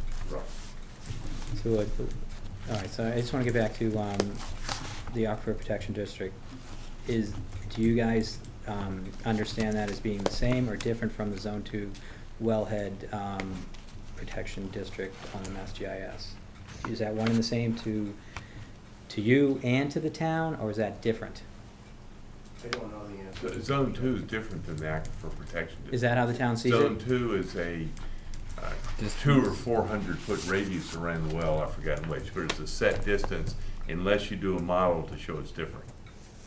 If you do Well, a I was model, talking, it's I was always talking to smaller. Brian, and we worked through this, and was just wondering the exact question I just asked. So it's not that circumference from, according to Brian, it's a layer on Mass GIS Maybe for I'm Zone thinking 2. Zone 1 is the circumference. And they also called out Zone 2 at Lowell Street, and that was in the Aquifer Protection District. So I wanted to know if the town thought that's the same, and will you be under the same guidelines? Because in your stormwater report, which, I might add, none of the commission got, I just got this one from Jesse the other day. One of your infiltration rates is 0.5, and it should be 1. And, this is something that we saw. So if you can answer that question about the Aquifer Protection District and the Zone 2 wellhead protection, if the town sees those differently, then that number is correct. And this is, at least that one portion of this is correct. Otherwise, I think it has to be looked at again. So it would be interesting to find out, you know. All right, well, there's something for us to take a note of. and- Where's that existing house? Is that shown? Yeah, I had made a couple of,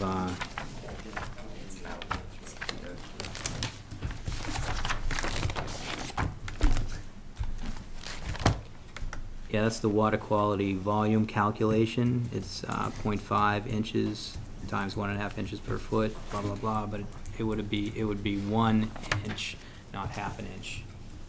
And that has to do with that question I just asked, whether it's zone 2 or whether it's, zone 2 is related to the Aquifer Protection District.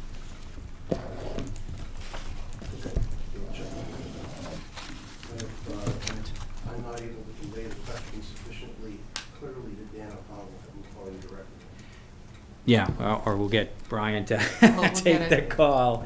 But I think that another thing is these. Brian Sullivan. he's Brian Sullivan? Vice chair. Oh, Yeah. You've met him. Yeah, We're I probably gonna just wanted to request a show couple Brian. more copies of this, sorry. this stormwater report, Yeah. so, Yeah, I would definitely like to look at that What do you want to stormwater do about that? report. Yeah, yeah. Yeah, I think, Is that included in this? I believe it is. Is it, Chuck? So the commission, some of the commission wants hard copies, some of the commission does not want hard copies for that, so I usually ask for 3. I don't know if, so That one for should the be office, plenty. one for Brian, and one for whoever else. But That's fine. even though I have this one, it's Jesse's on. Okay, I'll get you 3 then. Okay. Yeah. okay. If you want extra.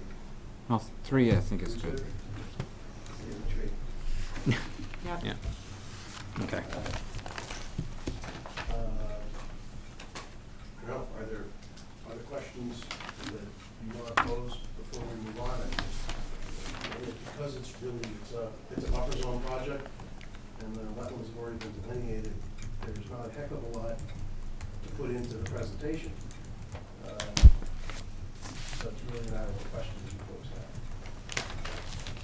If I remember correctly, most of that area is historic fill with little or no mature vegetation on top of it, correct? Yeah, there's not a lot of mature vegetation in the area where the road is, and perhaps to the front or the middle of the trees, and then you have some towards the edges and from the slope, the top of slope down is completely vegetated, but with 35-year-old vegetation as Right. opposed to new. Are you regrading that slope? You're not, are you? No, not touching the slope at all. I mean, there's some pretty unpleasant looking stuff exposed in that slope. I call it debris. Yeah, we do. Well, Are you gonna pull that out just for stabilization and aesthetic purposes? over on Bethune Ave, Chuck and I, if you remember, there was a wetlands that came up between a few houses, and we were in the same situation with some pretty ugly stuff that had buried it there by, who knows who in years gone by. Right. And we cleaned it up and weeded it and seeded it, and Yeah, it looks nice now. under the guidance of the commission. Yeah, I would be in favor of that, but I mean, you have to be careful. You might pull out something that might turn out to be a small battleship and that whole slope There's some collapses. pretty big Well, pieces that's out it. there. Yeah. That concrete. Well, That- I think that was on that something- side, yeah. you're just talking about handwork, right? We're not gonna get a machine in there to clean up the debris. I mean, just a casual look, there's a lot of debris in there. As you start digging around, even with handwork, you could find that it's more extensive than you think. Well, I don't think it's possible to do it with handwork anyways. You'd have to Some of the reach stuff's down. just too big. So you are talking about basically on the side of the slope, and that's the resource area on the other side of the slope. Right. Right. Yeah, And that was something we were You're not comfortable proposing work in that area Mm. because it's in the 25-foot no touch zone. You don't want to disturb it. If the commission wants to have the debris that's exposed on the surface removed to the extent it can be done in some reasonable way, I'm certainly willing to work with you on that to get it done. I think you're right, though, Chuck, right, it's a backhoe job.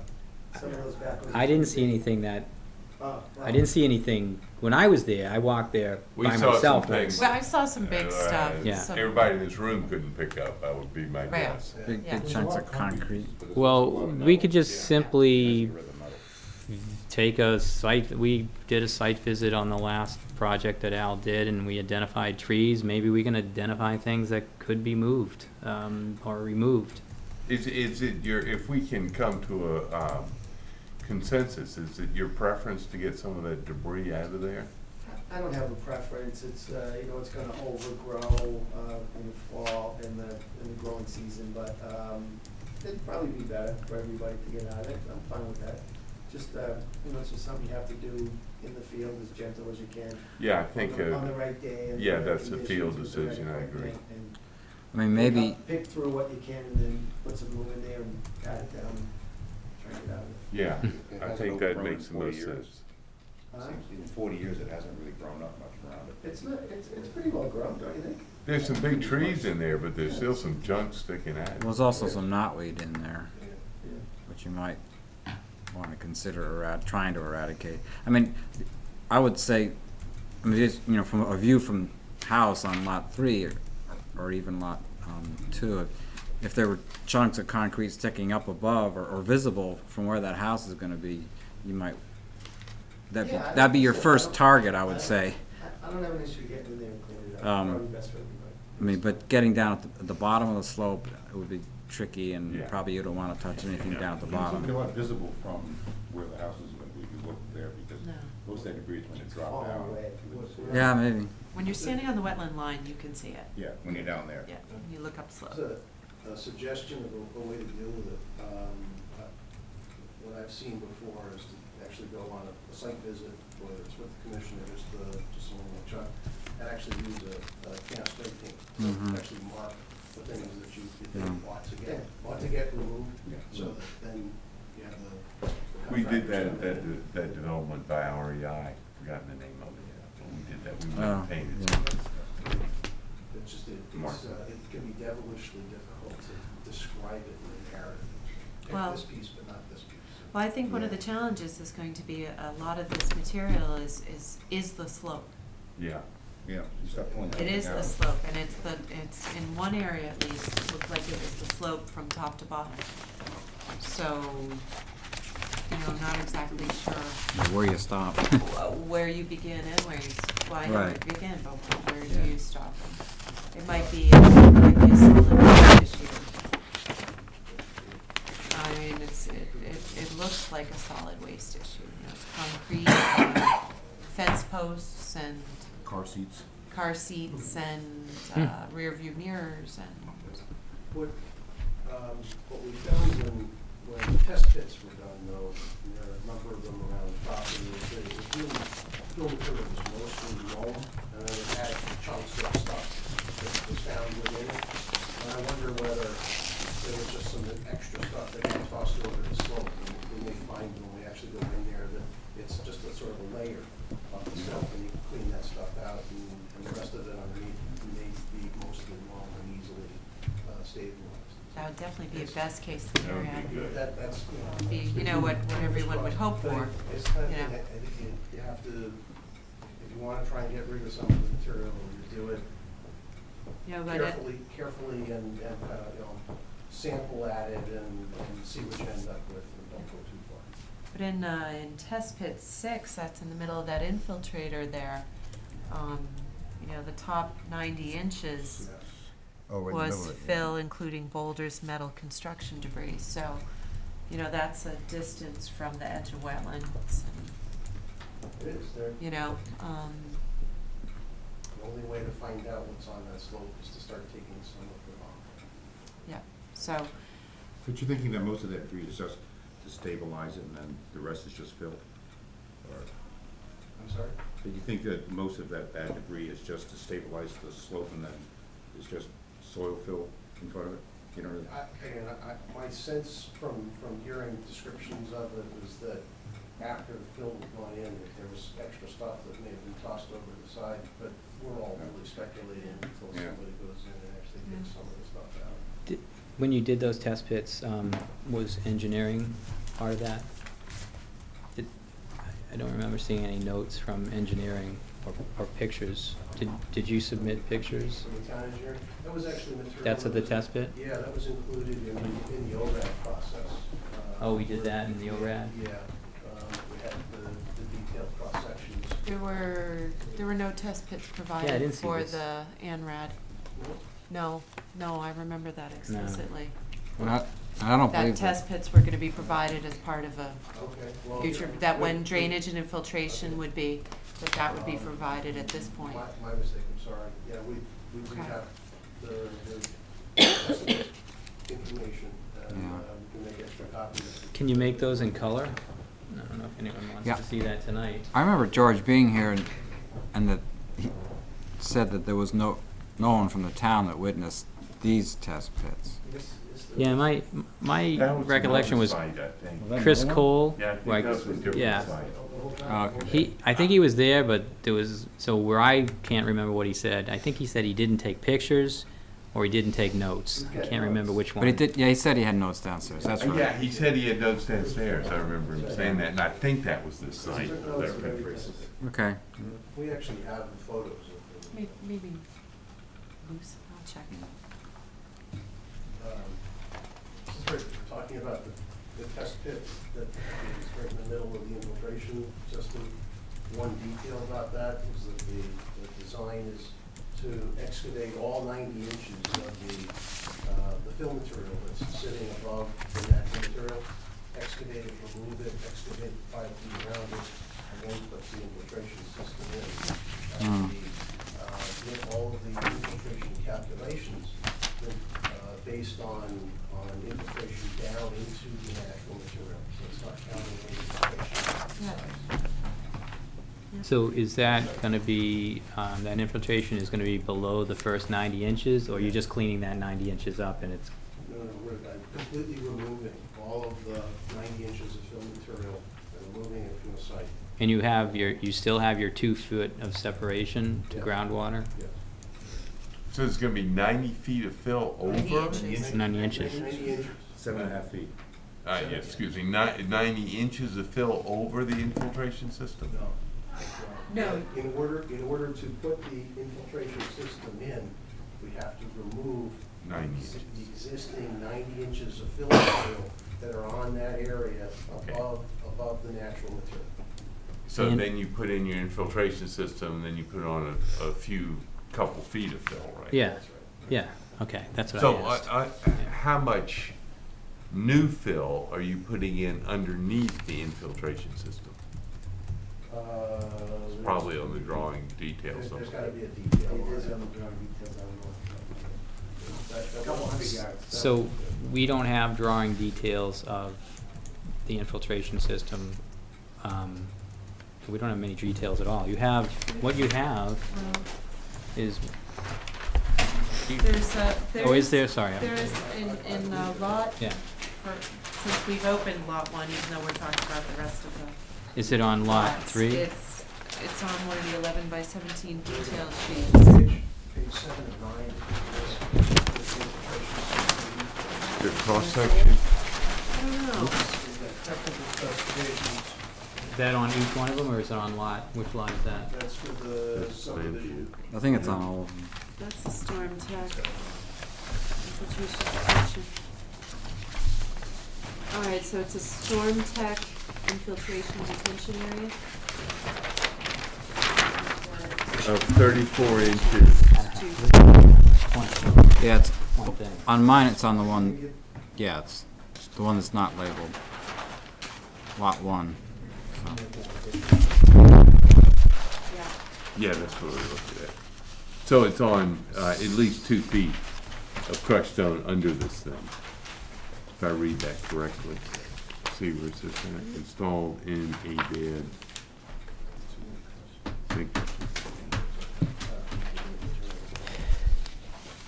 See, that doesn't give you any dimension. No, yeah. Here.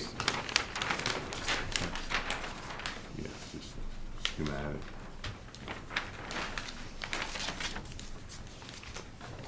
Okay, so there's the, Yeah, it's, sorry. This is it's on the one that, section. well, it's supposed to be lot 1. It's in that, stapled to that. Edge of pavement. So it's one that doesn't say anything In by Sam Berling. That doesn't have the drain. This is the drainage. Oh, okay. infiltration system. I Okay. think the detail is on sheet 7 and 9. Mhm. In the top middle of the page. It says number 4, accepts the farm septic, that's the chamber system. And it shows excavation down to natural material, an 8-inch layer of 3/4 inch to 2-inch clean angular stone, and then the infiltration systems, and then 6 inches minimum material on top of that, and then 18 inches of type C material on top of that, and then another type of material on top, with a total of a maximum of 96 inches of cover above the top of the infiltrators. There you go, in there. But the bottom of the infiltrators are gonna be at Yeah, that's it. the native material? They'll be on top of 8 inches of 3/4 inch to 2-inch Crushed stone. angular stone, sort of a bed of angular stone that itself is on top of native material. So why are you putting them so deep? I'd have to leave that to the engineer for why he designed it that way. I know as a basic, you needed to excavate down to the natural material. But wouldn't you get more infiltration if it was up higher? I don't know. We're at 65% above DEP standard. And I think it probably has to do with the outflow as well. Storm management, how long the water stays in there, how long it goes, things like that. This is the kind of thing that I generally leave to the engineer Yeah, to discuss. the engineer with couldn't come the tonight. town engineer or a peer reviewer to say, here's why I designed it like this, and then the numbers work. We'll get Brian on it. Yeah.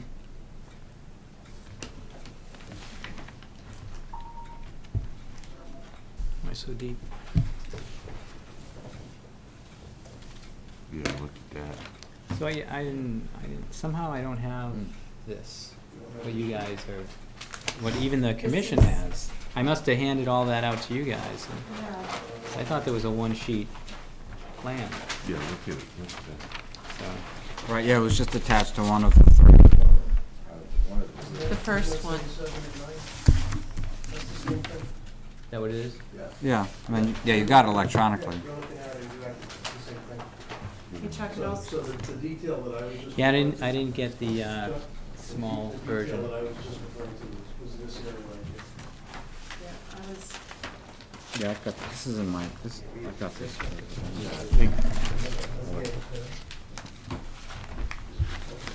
I can zoom in on that if you want. Seems to get clear right there. Yeah, I think I have all that. This is the detail that I was just reading from. Yeah. 3. you know, So typically when you dig Eight. down here, we ask to be notified. Done this with other sites, and you do a test to see if what you designed it for is actually what's down there for infiltration. So We have a test pit right in the middle of this thing, that we have, engineer that calls the soils all the way down 90 inches, so we pretty much know already. sure, it's just like my predecessor added that to a project, and I think the commission likes to see it. Better to design it and confirm it once and then build it rather than build it and find it doesn't. So it makes perfect sense. So- Build out the materials and confirm it works. just on test pit 6, the estimated high water table was at 96 inches depth. And that would probably, so if it's at 96 inches depth and the fill is at 90 inches depth,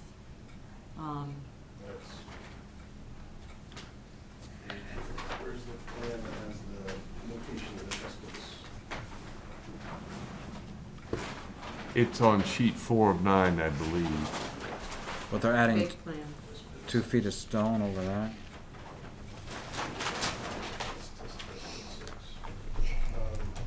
handed you the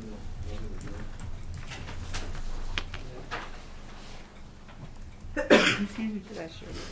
I see water and You know, I'm trying to look at the profile across. no weeping, no standing water. in the, No refusal, no weeping, no standing water, roots at 96. But the estimated high water table is at 96 due to modeling. but there was no weeping or EES. standing water, no. HWT. which test pit? Test pit 6. Is that the one we're looking at? And that's the one in the middle of the Infiltration. Right. infiltration basin. That's, you go back to my other one. Was that on sheet 4 of 9? Was that Yeah. what you said? The test pit's located on sheet 4 of 9. So if that's not the high water, 96 inches isn't the high water, well, what is it at that location? I think the thing for me to do is get back to you. Okay, With an answer to okay. that question. So, go to the detailed, test pit number 6. Yep, that's fine, I think, that, sorry, that's what I'm talking, They're the That's test what I'm pit working. pictures, I think. Oh. They had them, I think. Or Chuck, did you have these test pit pictures, or did Al I have think them? we're requesting Oh. those with photos Yeah, and I color. have a couple of them. I'm good. If they're color photos, I'll take it. I don't think they're colorful. Okay. I don't think I All can- right. I don't know if I All right. can do it in color.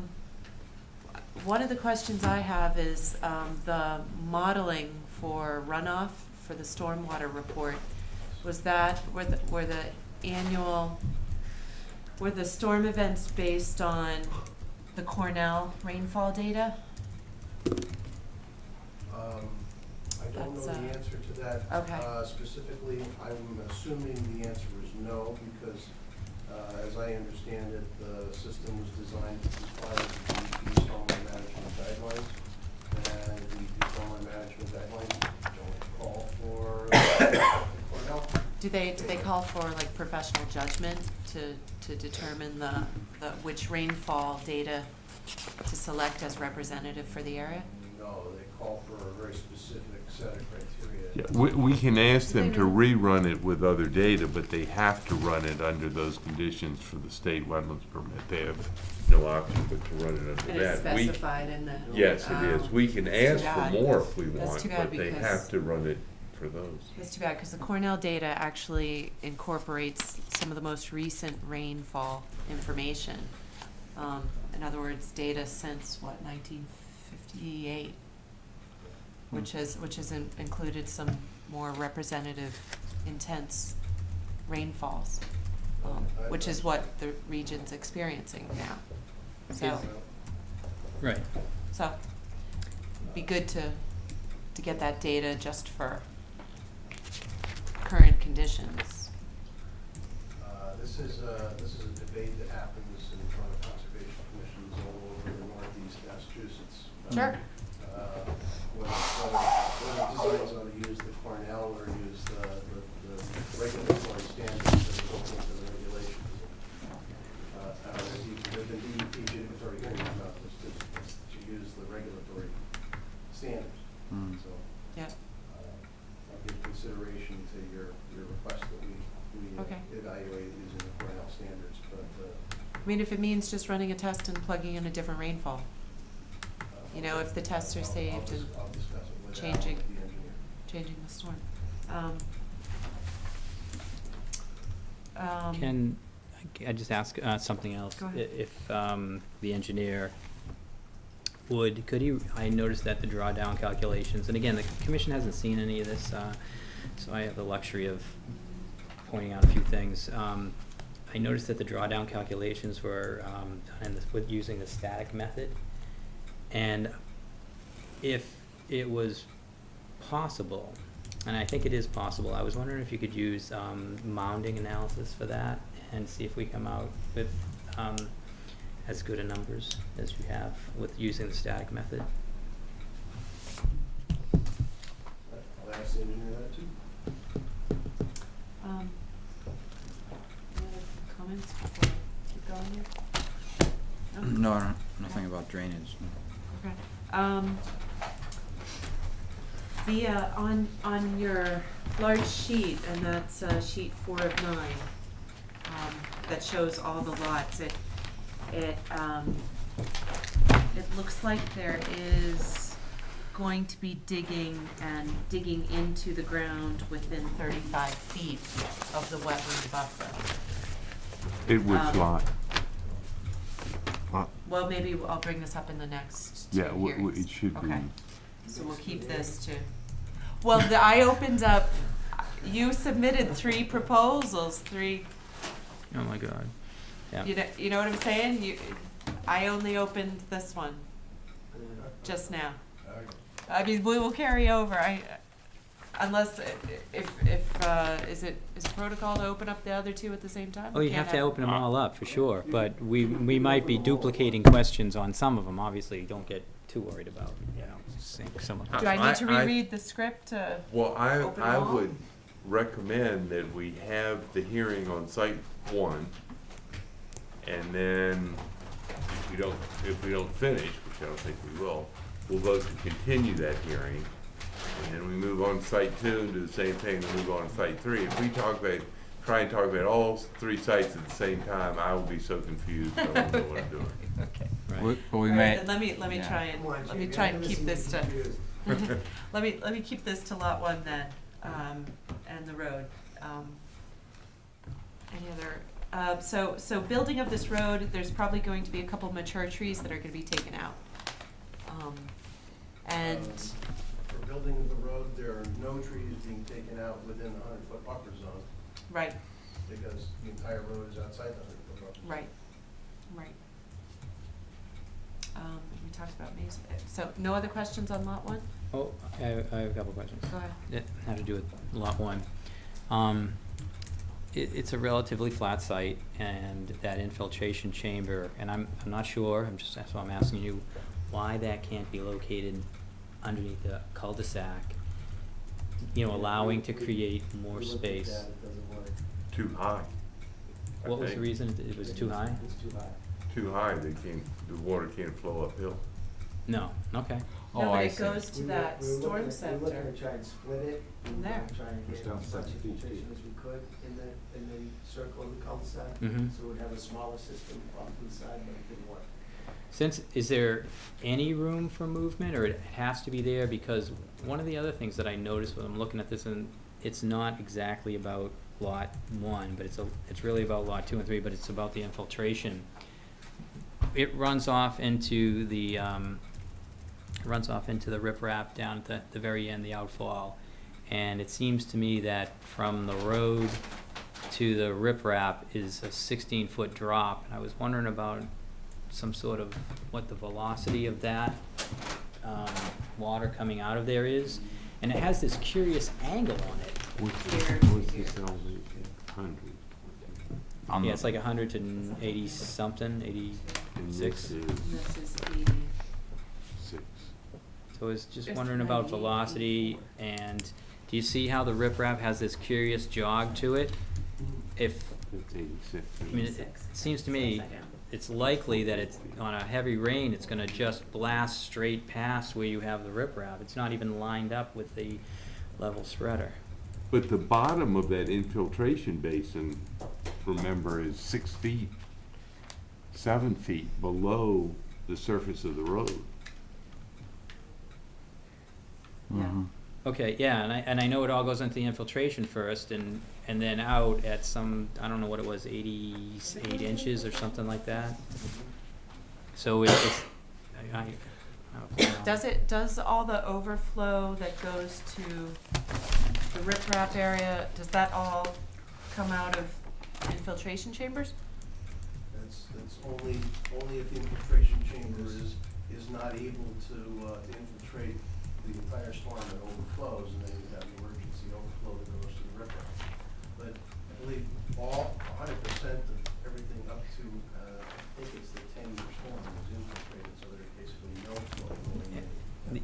But That's, I'd have to check the. well, no, I checked that too. So we had a 2-year storm, there's nothing going down into the riprap area, but at the 10-year, you start to see some of that? Well, if I'm looking at this right, this pipe goes here, and then it can either go to the riprap area or the infiltration basin. Is this just an overflow? So there's a weir in there, Yeah. and it only goes in this direction if the infiltration basin is full? Correct. Okay. Right. So yeah, it 'Cause overtops it- the weir. And so there's no discharge from this infiltration basin, correct? Well, do you have Or the is pointer? there? Yeah, at the far end, there's something. Oh, here. Right there, yeah. Okay. Oh, okay. Yeah, and that elevation, I Contour think, is around 88 or so. That's, I think that's correct. So there's not gonna be a whole lot of velocity. Now, if you have this overflow, there is gonna be some velocity, but coming out of here, there's gonna be nothing. Yeah, I so think- what do you I think think of I- this area right I think here? the ground surface right in this location is 90, and so the overflow is gonna be something below grade there. Yeah. There's very little slope between these 2 points, but, I don't know how far below grade this particular manhole is. We could go, we'll look for the detail sheet and find it, so you can get a sense of what the velocities are. Yeah, well, you look for the elevation of the top of that weir. What I'm expecting, and we're coming back anyway, so we can come back with that answer, but what I'm expecting the engineer's gonna tell me is that we've got rocks for each of the different manholes that water down to a particular elevation, so that when it gets to this manhole, the slope Yeah. from this point to this point is very gradual. General. Yeah. Yeah, that seems, It shows that in the profile. okay. So, Chuck, if that, riprap needs to be expanded a little bit, that's not an issue. I just thought that was a curious, see how that's like, it's lined up that way and it looks Yeah. like it's gonna head Well, here. one thing that he was trying to make sure is that he was completely out of The buffer? that buffer zone. Yeah. But I mean, if that needs to be a little bigger, it's fine. Or just Yeah, change, see that, Change the direction of it. oh, and then, mm, you know, also I would ask, is it possible to move that up? Because Yeah, that's, possible to move what? so the riprap, because This? this is the 25-foot line right here. We're having dueling lasers, but right in this area, Yeah. and this is in the 25-foot. Isn't that how it goes? Oh, wait a minute, this is. the hay bale is a 25 foot 25 line. foot. He bails the So that's 25. oh, that says something right there, like 38 feet, I guess. I don't know Yeah, what it that's says. yeah, 35. 38 feet to the outfall. Okay, I thought it was closer. One question I have just right now is, the overflow from the infiltration chambers to the riprap slope, is that, according to the cross-section, the overflow is at the bottom of the infiltration unit? And that's on sheet 5 of 9. So, the profile cross-country drain. Do you see there, it says 22 linear feet, 4-inch ADPE, slope equals .0227. Yeah. So that, so that's the how does that act as an overflow versus a continual drain?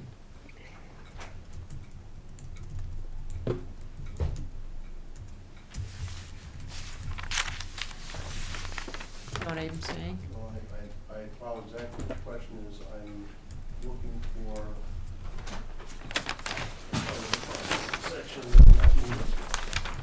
19. That doesn't make any sense.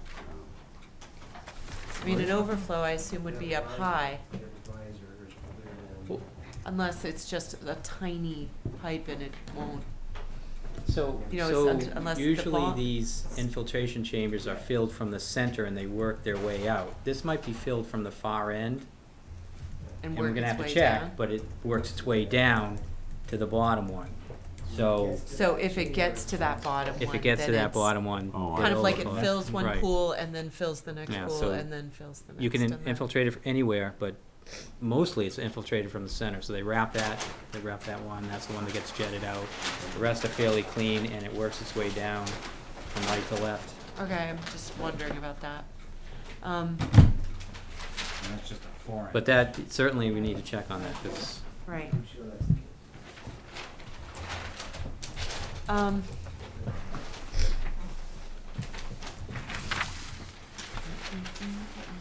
Any other questions about,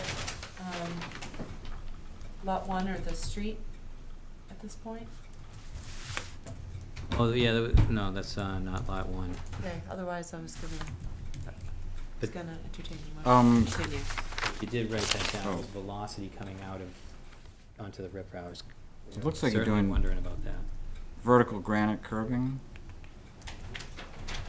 So, I mean, if you look at the state infiltration changes, to look that quickly, then it only fills in the first 5 sections, and there's no feeding in those last 3 sections of the infiltration system. Is that, So it's going down grading, so it fills the top side first, and then it'll fill these last ones, fill in the rest, and then we'll. which, is this sheet 7 of 9? Sheet 7 of 9. Okay, I got sheet 7 of 9. Infiltration, detention area detail, number 6. Yeah. You can see how the 12-inch pipe goes in, Yeah. and then it splits off Yeah. into 5. Oh, see, Pipes. 1, 2, 3, 4, 5. And then how are those connected to the 3 It's up on the screen. east of it? Yeah, they're not. Just what Chuck was saying, they overflow one over into the other, and then Yeah. it gets to that last section. That makes sense. Those things have holes in them, and it works its way through. And perforated. Okay, so how do the top 3 rows of chambers get filled? And then it overflows the other. It's the bottom. But then there's this header pipe, the 4-inch header. But that At the doesn't go to south end. those last 3. The header pipe doesn't discharge to those last 3. It's right here. Yeah, so see right here, See these- this this- pipe feeds it, that pipe Right. feeds it, these pipes all feed it, nothing Right. feeds it in this section. It just, the topography, those overflow each other and fill up one section at a time. When it gets, this gets full, that gets full, that gets full, then it goes out that pipe. So it's not until the top Not until row the of entire 3. section is filled. Yeah. Those first 5 sections have to be full to the brim before the flow ever gets to the last 3. Yeah. So the whole thing, except that this last row is full of water before Before it that drain. discharges. Discharges. In that discharge, you know what design storm that comes out? Is that also at the 10? I didn't check that one. It's, you can ask, I'm sure it's in that report. So we'll just make a note of the question and where we are. Not have to back. So, you know, I just wanna say that Al did this other spot and, on Forest Ave, and he had a detention basin. And, you know, we looked at that so many times, and I've seen it in a lot of rainstorms. It appears to be so much bigger than, you know, what's needed, except for, so I think these things we're gonna find out that they're designed correctly, we just don't understand them. Cause, it's the same engineer, right, Phil? Yeah. Phil Christensen. So, I'll try and Does have that Phil come next time, and you know what, I asked George if he'd come, and he said, well, I'd go if they asked me, so maybe you guys could ask George, and if Brian can take a look at this Yeah. before the next meeting, then we can probably get a lot of these questions answered. We- They're all technical stuff that's in those reports, that all, I think they're pretty simple answers. yeah, I just wanna know if George can maintain this, and so these things are typically cleaned by jetting them out, and does the town have such a piece of apparatus? He told me to design it this way, so I'm assuming, I don't know for sure. And that would be a good question, I don't know Yeah. if, cause Pulte Homes, it's on their property, it's part of something they have to do, so sure you can hire someone. Okay. Go Go ahead. Well, since it is Still in on this lot fine, one? I do want to review the Endangered Species Act and area of critical concern issues. I know, it looks like it says it's not in that area, but I remember other developments in this area having blue spotted salamander habitat in them, so I want to look at those maps. You had a question that didn't get answered about curbing? Yeah, well, that's why I thought of it. Vertical curbing is is death to any amphibians migrating in this area. They can't get over it. And I know in some developments they've put in gaps, sort of associated with low impact development, where they can allow some of the runoff to go directly onto a lawn area or something. But just wanted to bring that up. I don't like vertical curbing, and it certainly would not be acceptable if this turned out to have some critical habitat. I'll have to look into that. Can you check those maps or have Kim check them? Yeah. The other Kim. Yeah. Any other questions or comments on lot 1? Okay, hearing none, is there a motion to continue So moved. to May 14th? Is there a second? A second. All those in favor? Okay, should I guess by protocol, I have to read the full script for the other one. Yeah, we have. You have. Okay, all right. We're now going to discuss the public hearing for DEP number, sorry, DEP number 207-0626, 92 Sanborn Lane, Lot 2, map 56, Lot 16. It's now reopened and being conducted concurrently under the authority of the Massachusetts Wetlands Protection Act, Massachusetts General Laws, Chapter 131, Section 40, as amended, and the Reading General Bylaws, Section 7. We are going to conduct a hearing where the applicant will present the proposal, the commission will receive reports, the commission will address questions and comments to the applicant, and the public will be given an opportunity to ask questions of the applicant, which should be directed to the please have your name and address stated before your comments or questions are presented. Please sign the attendance sheet, and at this time, Chuck, would you introduce yourself? Yeah, Chuck Taroni, Conservation Administrator. Jerry Zeller. Anika Scanlon, Chair. Jamie Mon. William Finch. Kim Saunders, Recording Secretary. Okay, welcome back.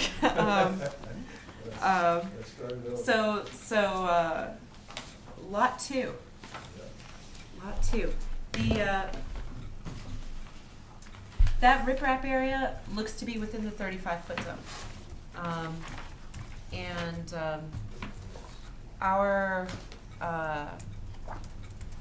Our regulations have established that additional 10 feet to protect the integrity of that zone of natural vegetation, the 25-foot zone. So that part states that that in order to protect the integrity of that root zone, no new foundations, including footings, frost walls, or other in-ground structures shall be permitted. Didn't we go through this on Franklin and determine that's not a structure? Yeah. Well, The Brian, infiltration No, the basins. riprap discharge. Brian said there was an exemption for stormwater Yeah, in the 35-foot? Yeah. Yeah. What Is we- there? we In had our this- regulations? We had this discussion. No, state. We had this discussion the last subdivision we were at. Was that Franklin? And, certainly a concrete footing for something would be a structure, but the riprap, which is not a concrete structure, wasn't treated as a structure within the 35 foot zone. So the commission We made. do have the pipe and the concrete, Yeah. Head wall. outlet structure. Flared. More than 35 feet, and then the riprap itself, which is non-cemented stone, some of it is within the 35. So let's say in this. we but- required the riprap right down to the bank at both the high school and at that pastry coffee shop across from Starbucks. What's the name of that place? What? E-car too. Yeah, well, the one next to E-car. Yeah, we've been consistent that the riprap as an energy dissipator is permissible within 35 feet. And doesn't disrupt the 25 No, foot. if you go down and look at that riprap, what's the name of that coffee shop? The Old Tux place. What's it? Yeah. Perfecto. Perfectos. Perfectos. Oh, the one that's If you not go built. down and look Doesn't at that, exist yet. Not built, yeah. It's a great addition, stabilize the bank, there's stuff growing in there, it's a benefit. So, what would you say if you found out there was a nice big tree growing exactly where that riprap is on this? Because we don't know where any trees are from here. And I think that's the point that Anik was saying, because it's, Sure. it's protection. So I didn't know, we're trying to protect it, we've established that it's fine if it wasn't disturbing anything, Right. but what if it was? Yeah, I think there's probably flexibility to move it a little bit to avoid a tree, or, yeah. So, I don't know the commission wants another site walk, but it would be great to have that staked out if we did a Yeah, site that walk. would be a good idea. Just take that or just check it. Yeah, like the four corners, or I don't know how you would even do it, it's kind of a weird shape, but, and probably just the two houses in lot 3 and 2 also. Yeah, Yeah, that, yeah. as I recall, that's a good idea. And that's what I was expecting when we got on site, that there would be some footprints staked, because Well, it's not a whole lot we can tell. I don't know, where that, what happened, I don't really care. But that's what in the past, I seem to recall that happening. And well, I didn't get notified till Friday at 5 that you were coming Monday at 6 or something. Well, normally when you file something like this, you stake things. I don't, it's like, what use is it to even have a hearing if you haven't staked it? If you knew there was gonna be a hearing today, Yeah. then it should have been staked. Here's the thing, I don't know. it may be my mistake, but I'm totally Yeah. unaware of it. I didn't know so I was talking with Nika this afternoon, and I said, when we call for a site visit, in my mind, and this is my first job, so, in other places, you call for a site visit. This is something unique to me that Reading does. So that first initial site visit is something that you guys go out. I'm not actually expecting that you do anything except taking a kind of like an observation of the land at that point. Then you would go to the meeting, and if you so desired, you'd want something staked out, you would ask at the meeting. Yeah. But I could regularly ask people to stake out the four corners of whatever structure as part of, Right. the site visit, but it hadn't come up in a couple of years. So Yeah, I don't know if Yeah, it's, yeah, we if it's haven't my made it- fault, or if it's just something that, We haven't made it a regular it was more practice. communication between the commission and other. Well, and especially other when ones. there's an ANRAD, it's like I've already been there, so I didn't see anything new, so, Right, it makes sense to have it, but just, I think, timing of when it was requested wasn't really established. right, that's fine. And as I say, we're continuing it, so we've got time to stake the, structures that we'd like staked. So to see, obviously it has to be done at some point, or so we can measure to the wetland line to make sure they're actually staked where they are on the plan and all that, so. We've had foundations built that not to plan, No, So we really- I find it's important, you're right, and then, when is it requested is really where I'm Right, kind of, and I'm actually suggesting to keep it the same. Whereas you'd go on your initial site visit, and if you want it staked, you'd ask at that meeting. Yeah. Because. That's okay with me, I Yeah, just, because we don't have a meeting before the site visit. No. no. So I'm saying, don't just walk on the site and see what's there, and if you need something staked, have it, Bring it up at the first. bring it up at the meeting, Yeah. as an individual, as a. But then you'd have to go back for another site visit. The more we can learn on the initial site visit, The better. it expedites the whole process, seems to me. Yeah, and Well, I'm just thinking it's an added expense, and it hasn't come up in 3 years, except for this No. time. Huh. Well, So- I haven't been around much, actually, in the last 2 Both work years, for so- me. I can let everyone, we'll actually just add it to our instructions, and I'll tell people that they need to stake out the four corners of the lot and any, Or a house. yeah, like the foundation and the deck. I think that makes sense. Any structures. I'll send it around. You guys can add to it. Yeah. I guess, just to move on, something else I noticed on lot 2 is there's a drain coming off the northeast corner of the house. Can you, sort of describe that? Oh, The D in the middle of the line. Is that an overland drain? Is that a? What is this? Where? Right, On the east side of the house, on the northeast side of the house, looks like a retaining wall. It's right here. no, over here, oh, wait a minute, And, I thought we're on lot 2. we are, right there. I mean, Oh, it's outside, it's just outside of the 100 feet. oh, I Just see. curious about that. It's a foundation drain, permanent drain. It's a perimeter drain. Is there gutters on this? Or are doing the same thing? I do the drip trenches. Okay. Yeah. There's drip trenches, stone all around the house, and then it goes down into a stone perimeter drain around the footings of the foundation, Oh, and then gets daylighted off into a drain that Okay. shows on the plan. There's another one on lot 1 as well. So there's a the Oh, drip talk trench. about lot 1. The drip trench actually drains off somewhere. Yes, Where is that shown? right here. That's that little drain we were just talking about. Oh, that's the perimeter drain. Ah, I got you now. Okay. So the drip trench is how many feet deep of There's a profile of it on there, I think it's a foot deep, 18 inches from the house, is a foot deep, something like that. Same as we did on the thing. yeah. Let's call out the page. So that drain is really just an extension of the drip trench, right, basically? Yes. Yeah. So, that's, that stone wall on the north side of the house in lot 2, it's, that's been reviewed by George and, Huh?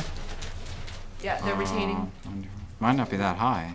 6 to 8 feet near the corner of the Oh, house. 8 down to 90. Oh, yeah. Yeah, for him to get his building permit, He's that's gotta gonna have have to to, do that. yeah. Okay. he'll have to- All right, That's Um, outside 100-foot buffer. Yeah. so, let's see, you're looking at grading there in the back, all right, the lot 2, where's the lot line? I think It's it's right this there. dash line right I there. don't think so, I think it's, It's the a lot dark- line is the solid It's a line, dark line. isn't it between flag 8A and 9A? He's got it here. Should be it there. This is the lot line. Oh, okay. So, What's this dash Comes line? right up into the cul-de-sac. I'm not sure, what is that dash line that's, south of, The word of lot 2. 4A? Lot south of what? See where it says lot 2? Yes. About an inch below that says dash line. That does. Not that no, one, the one below that. down. Keep Down. going down. Oh, Nope, nope, the you, one in between. there, right there. What's that line? It looks almost like a surveying artifact. Because it goes right to the. That's a survey line that's identifying the metal rod, the bound for the property corner. It probably shouldn't be on there, they probably just left it on the street. It's just for them, it goes up to the. That's how they There's something identify funky this here though, lot. too. It's like a datum line or something. Well, yeah, that might be what it is, but I don't know why there are all those bends in a survey line. You try to make a survey line straight as you Actually, can. hold on. Yeah, 'cause it looks like it has something to do with infiltration. See, it comes up and It has around. something to do with the infiltration. And- Is it a watershed It's the approximation? delineation of the stormwater infiltration detention area. Okay, Yes, this whole thing. so they tried to do a Alright. watershed This and I- Oh. for the detention basin. It comes around like this, and there's another one. There's another one over here. I like this line, that's creative. Yeah. Huh? How's the water gonna know to make that turn? It's good at making a 90-degree turn, especially with some engineering help. No, I It's think- good. I think what we're saying, Chuck, is this dotted line right Okay. is on the plan, because eventually that's gonna be an easement that I'll have to get Maybe we'll understand that line better when we see the stormwater report. all the way back. Okay. Maybe that's an artifact there. He said it's an easement, that makes sense. Yeah. This? And then speaking of that, you just mentioned easement to that infiltration. Aren't you supposed to have an easement for access for the town later on? I think that, That what that we can is? shrink this down just a little bit. Sure. That actually does look like it, the lines Yeah. come This- out. This comes all the way up to the street line. Yeah. Right? So there's your access point. So the town's access would be along this point here, the drainage easement looks like it's going down and out. onto lot 3, and then same thing, it's going down around this structure where the outfall. Oh, yeah. Don't call it structure. and then to the corner. So basically, all of the wetlands and anything that's a component of the stormwater management will be within the easement. And the easement, there's a no build restriction on the deed within that easement. Certainly. That makes Can you sense. put another house there? And there's no trees more. either, so that might be something to think about. I don't know if there are no trees in that whole easement, just the part from the road, right? Yeah, I don't think anyone's going below that. Down here. No, I meant planting of trees. Some easements. Engineering doesn't want Won't let you trees plant on their trees on easement, the- so you wouldn't be, so when we ask you for trees, it's not gonna be there. Well, we need to talk to George about that. Yeah, it's usually 30 foot wide, that must be more than 30 feet. Oh, yeah. That's a lot more. We don't want to give George relinquish control of that entire easement to George, because most of it's wetlands. Yeah, they might want to get down and dredge that stream, I guess. Yes, I'm sure he would. It meanders right through there. It's a nice. Speaking of that, Right under the bus. Nice stream. Yeah. We don't want to be in the middle. Yeah. You were last time, if I remember correctly. So, any other questions on lot 2? Yeah, I just Go ahead. have one quick thing, which will cover more than lot 2, but I'd like to have concrete bounds along that 25-foot line or some other area Good idea. deemed Yeah. appropriate, especially, where there's a danger of somebody, throwing stuff off the edge of that bank down over the bank into the wetlands. Good idea. So we usually, or almost always, require concrete bounds at turning points and/or, I don't know, every 50 feet or so. Yeah. what's that? Oh, I don't know. I mean, everyone seemed to understand the Forest Ave Bethune site, and so that was done right. But I'm not so sure that if you did it on the 25-foot line, that it would work around if you left that riprap structure part of it. Right, that's why I said, or at some You might want to come appropriate- out along higher around that area. Yeah, possibly. Yeah, you don't want people dumping into the riprap structure. So what are you saying about I that? said I think it's a design issue, but. No, are you opposing not my request, but I've asked that the bounds would go above, so more on the, Oh, I see what you're above leave the structure where it is, if it has to be there. But put the bounds above it, so, because sometimes people feel like they, can alter some of these structures and they don't, so if we have some sort of visual signal saying, don't get in there and don't get a pump and pump it out or anything like that. I mean, maybe at the edge of the at least at the edge of the easement on that northeast side. I mean, obviously they're gonna have a nice lawn behind that house going down to 86 and beyond. So we don't want to inhibit them from using that area. Well, speaking of that, I think when we write the order of conditions, Chuck, we want to make sure that we specify the prohibition of cutting healthy, mature trees between, for example, between the deck and the wetlands. So we don't have the problem we had with that pine tree earlier this evening, and many other problems we've had. This is something we It's out put there in. now. There's a lot This of is- really old trees on that. I'm gonna area. switch up. Right. Old apple or something like that. I mean, we've had that in other order of conditions, because we don't want somebody the year after that building's built coming and saying you cut all the trees down because it might fall on my deck. Right. You with me, Chuck? Yeah, I know the condition you're talking about, Azalea Circle, so. Since we're on lot 2, and before we continue on, I just wanted to mention, sorry we missed you on Monday. Our site visits did start at 6 on Mondays, and we had about 7, 8. Well, we did 5. We did 5 of them, so we had a lot of places to go to. But anyway, We got there and we walked near flag 7A, which is on lot 2. And, you know, it appeared to me that, you know, about Where's 7A is right here. Oh. About 10 feet upslope from 7A, we saw some skunk cabbage growing. Here's 7A right here. There's 7A and, Right. and looking it up with Chuck today, that's an obligate species of a wetland indicator. You know, and so, you know, obviously the drainage, in that area is, and the sensitivity of runoff and recharge in that area is important. Just thought I'd mention that. Perhaps, I mean, when was the ORAD? It was in the fall? Yeah, we didn't do It the was in the fall, site we visit didn't till the ground had just about frozen. Yeah, and so we didn't see any skunk cabbage when we were there, and, Yeah, it's just something that was overlooked it was overlooked. on the and delineation.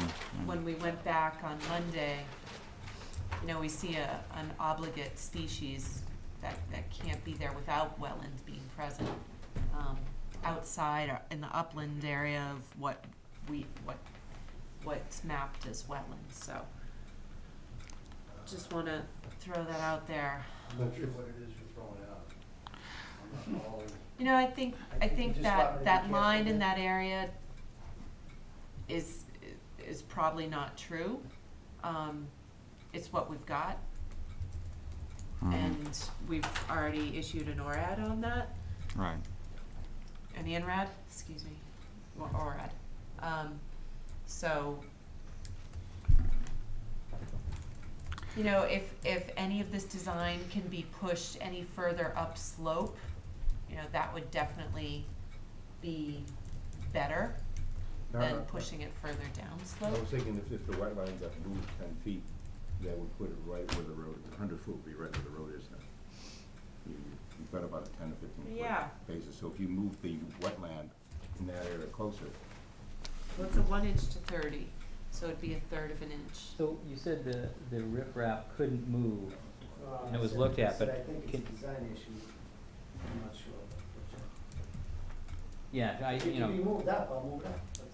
That'd be a help. Like I was say, it's, wondering if it- you- Yeah, what no, the I said reasoning. that, that's what I thought. Yeah. Nico was saying, that if I can, Yeah. obviously we have an ANRAD, there's nothing we can do about that. yeah. But if you're pointing out that there might have been a mistake made, and I'm trying to be more sensitive there, then I will. If I can move that Okay. riprap up a little bit to try and accommodate that 7 flag and get a little bit upward, then I'll try. It's a double-edged sword, because you do want that runoff if anything actually gets in there.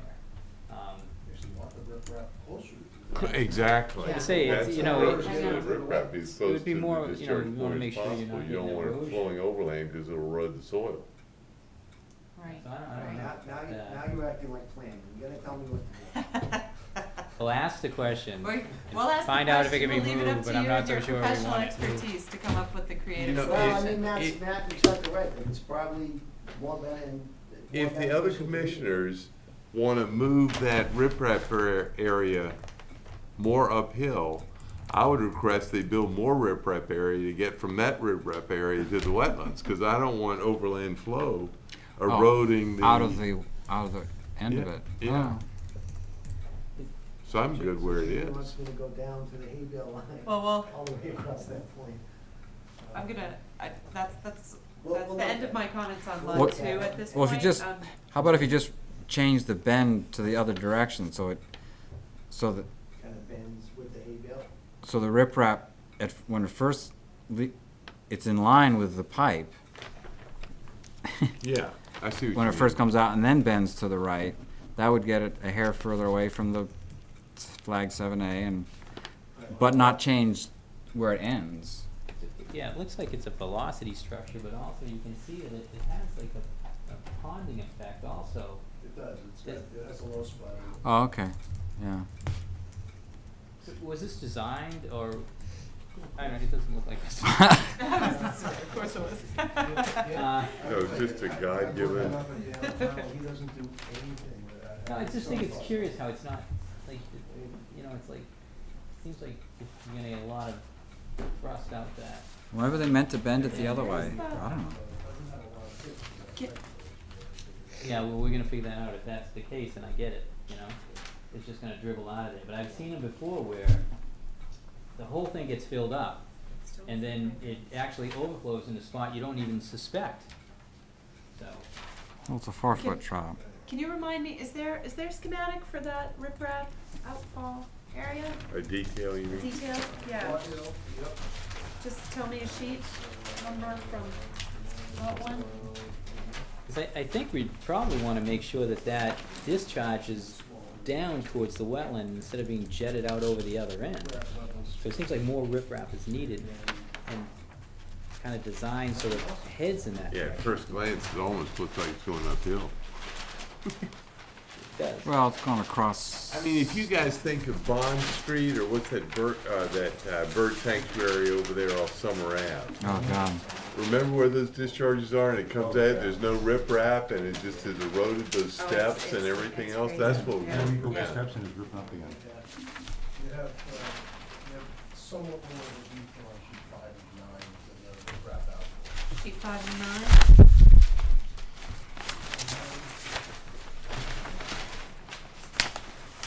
Oh, I guess I get. Not much. Yeah, I'm just wondering, is it underlain by, is it lined with, you know,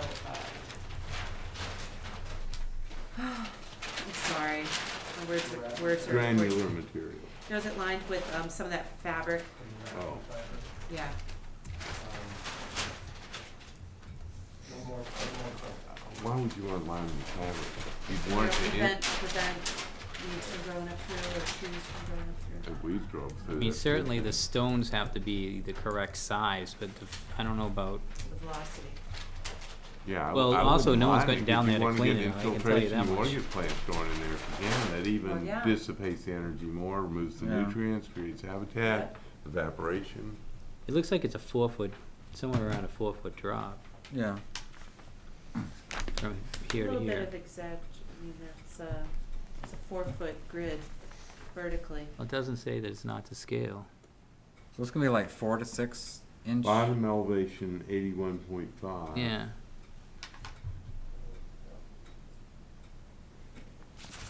Invert. 4 foot, or 3.5. Notes. Kids, stay awake. I am. I mean, it's Okay. creating a little forebay almost, the way it looks. Yeah, yeah. 3.5-foot drop, but over what distance? It's like As you can see from the plan view, over Pretty 10 big. feet. the same thing that you can see from the plan view where there's sort of a pool in it, you have that, Yeah. cross section. Yeah. You have, Yeah. this sort of deep area, so have this fill up with water and then go over as a level spread. Yeah, it's kind of like a little forebay in there. Yeah. Okay. Which direction? That's what I'm wondering. And the I riprap. guess it would go over the side. That's what we'd want. Yeah. Well, it's like a bowl, though, isn't it? The plan view shows a bowl. Yeah. I mean, on the big plan. No, see, it's It's a set con- up, it's set up so that it has the overflow elevation. Chuck, did you move the arrow? for a second? Looks like about 82 and a half. 82, so it's a half a foot of sort of pooling in there, and I'll Yeah. spread it over the surface. It's about 6 feet wide, 6 by 30. It's probably like 4 to 6 inch riprap. Is riprap? It's usually 4 to 6. That's a definition. Or yeah, okay, yeah. I mean, if you look at jetty in the ocean, you have riprap where the stones are like 10 feet in diameter. So it should be. So it should be specified at 4 to 6 inches. So we don't. All right, at this point, any other questions or comments on lot 2? No. Okay, I move we, Continue. wait a minute, Continue? do we need to continue? So Yeah. are we Any asking for any more questions? details Excellent on this? question. we do need to continue it, because I know I at least want to look at the stormwater management, That's lot 1. but that's affecting the the design of these. It's in lot, We'll continue all 3. Yeah. Yeah. That's fine, Um, that's fine. So there's a And then- motion to continue, is there a second? I'll second. Have we asked for any more detail on this one? Yeah. Just if we did, Well, we're gonna work on the bounds that was something we asked for. Oh, the questions from the audience. I'm sorry. That's okay, I just Go have a ahead. question, but I can wait till the end. No, Is this- this is good. Why don't you, go ahead now. Okay. My name is Susan Stephanopoulos. Thank you. I live at 80 Sandwich Lane, which is just, above the development on the plan. Mm-hmm. I should have brought this up when we were talking about lot one, but I'm just concerned, we've been talking a lot about the drainage that's, flowing down this way, but our property is also sort of downhill from the development. I just didn't know, specific to lot one and lot two, what sort of runoff we're gonna get. I mean, if there's gonna be any increase to what's coming our way. Which one is your property? Is it to the east? Page right. May I? Yeah. Yeah. And there's a lot of, mature trees there. It's a big pond I down didn't there. know if those were planning to be cleared, if that's something that. Is that helpful? I don't know. Yeah. Yeah. Can you zoom in a little? Zoom in. So your questions are, Well, any additional We're concerned surface with the runoff? Right, if anything's gonna be regraded, sort of, because I know there'll be houses, Jeez, there's a big pond in there, isn't yards there? coming this way now. Well, at this point, and you're free to come up and look at the plans I have. I don't have an extra plan, but their proposed finished grades look to be about the same as what's existing. So I don't see any large, especially along your property boundary, I don't see any significant area of diversion of water towards you, except between lot 2, the eastern part of the house, and the property line, which is about 10 feet of land. So if you look, There's a plan with So I the can show topo you- on that? sorry, Is there a plan that has, this is plan Yeah, sheet 4 sheet has. 4 of 9. So this is the, thanks Chuck.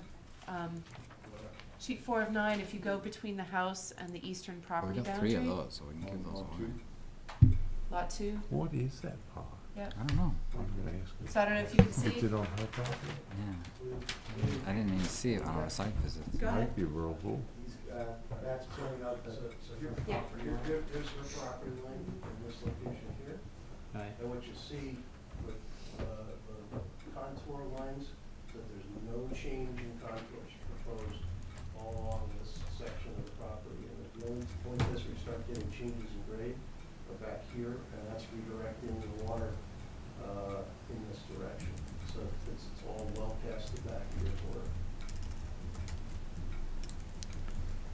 Is that clear? Do you understand the new lines? That's clear, yeah. Okay. And just as an overall perspective, the main source of the runoff that has to be controlled is the roadway itself. And that's all been completely engineered so that it's being captured rather than just running off the property and being dealt with here and then discharging off into the next areas. Okay. What is the expectation for this area between lot 1 and that retaining wall on lot 2? Trees? Are you gonna turn it into lawn? What are you gonna do with that? Leave it as it is? Yeah, probably leave as natural as I can.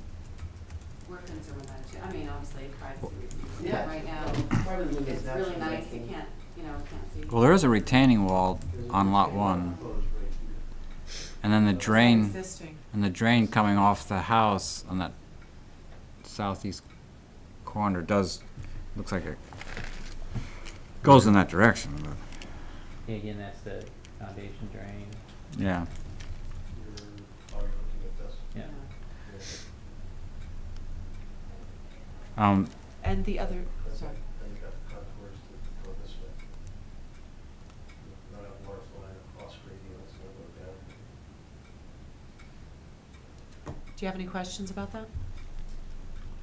Yeah, so, Yeah. yeah, I think it's going towards the back. It's at 94 right at the top of where the retaining wall is, and just below it says 92, down in 90, so it's certainly had, if anything's created into the back. I mean, do you notice any kind of water coming into your yard now? No, but I was concerned if they're gonna, because right now, we face this side of the house, so there'll be somebody's backyard. I didn't know if it would be, you know, flattened out at all, or if they took down trees, would that increase the water you know, I don't know. Yeah. What was planned Actually- as far as the trees. Chuck, can you go back to that aerial? Because I was interested in that pond that's, it looks like it's on your property in the back corner, sort of the southwest corner. pond, it looked like a pool to me. This is a swimming pool here. The swimming pool. That's a swimming pool? Yeah. Oh. It's a nice pool. That's a large It's a pool. concrete pond. It's concrete pond. There was a, so you were concerned about privacy and runoff. Yes. Do you have any more questions about that, or you're all set? I think we're in this area here, for sure. Yeah. That's what I think, 10 feet, right? You were saying lot 2, start about 10 feet. Yeah, that's the, And we don't. Yeah, that's gonna be a house where that, yeah. if you extend that, see the back part of your pool and how it meets that line, the south part of the, if that line kept going, that becomes practically the front wall of the house in lot 2. Okay. You can take one of my plans, because I've got 2 more at home, Yeah. so. And, ma'am, is there a question you have about this property? This is about a different matter? I'm Ori, I'm at 64 Ashley Place in Reading. I'm the daughter of the current property owner. Okay. So I'm just. Okay, observing. Okay, thank you. Okay, any other questions about lot 2? That's a big pool. Yeah. So, are we, I was gonna entertain a motion to, wait, did we vote to, No, You we didn't didn't. vote. to continue? Not Okay. yet. All those in favor of continuing? Okay, all right, so lot 3. Go back to sheet 4 of 9. Okay, we are going to, public hearing for DEP number, I've lost it underneath these papers. DEP number, 207-0625, 92 Sanborn Lane, lot 3, map 56, lot 16, is now reopened to be conducted concurrently under the Protection Act, Massachusetts General Laws, Chapter 131, Section 40 as amended, and the Reading General Bylaws, Section 5.7. I'm just gonna say, Kim, can you introduce yourself? Kim Saunders, recording secretary. William Finch. Jamie Mon? Nika Scanlon? Terry Sally. Chuck Tironi, Conservation Administrator. Okay. After lots of materials for the applicant. So we're turning back to sheet 4 of 9 of the subdivision plan, which To look specific. we have shown here. Total field on lot 3. Lot 3 goes down south here the subdivision road, and then as a line that continues all the way to the back line. Here it goes through 2/3 of the infiltration system, so there will be an easement on lot 3 to provide access for the infiltration system. The setback of the house, you have a deck proposed off the back of the house. The closest point of the deck to the wetlands is 38 feet. The deck is about 12 feet across as it's shown, so the actual foundation would be 50 feet setback from wetland. Okay. Any questions from the commission? Is there any proposed grading in the back of the house? And how much of that area are you anticipating turning into lawn? There is some grading, as you can see, to the south of the house, this area, and then also in this corner to the back, up to the 25-foot, no alteration zone. So, in order to fit the house in and have the grades work properly from the front to the back of the house, there is some grading proposed in the back of the house. And that's gonna be lawn also. Yeah, I think that would be a lot of stabilizing as quickly as possible.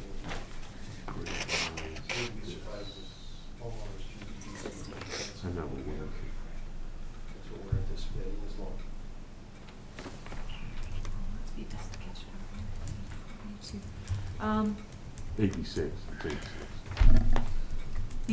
It looks like the closest point of the house, of the back porch, is 38 feet from wetland flag 16A. Correct, yeah.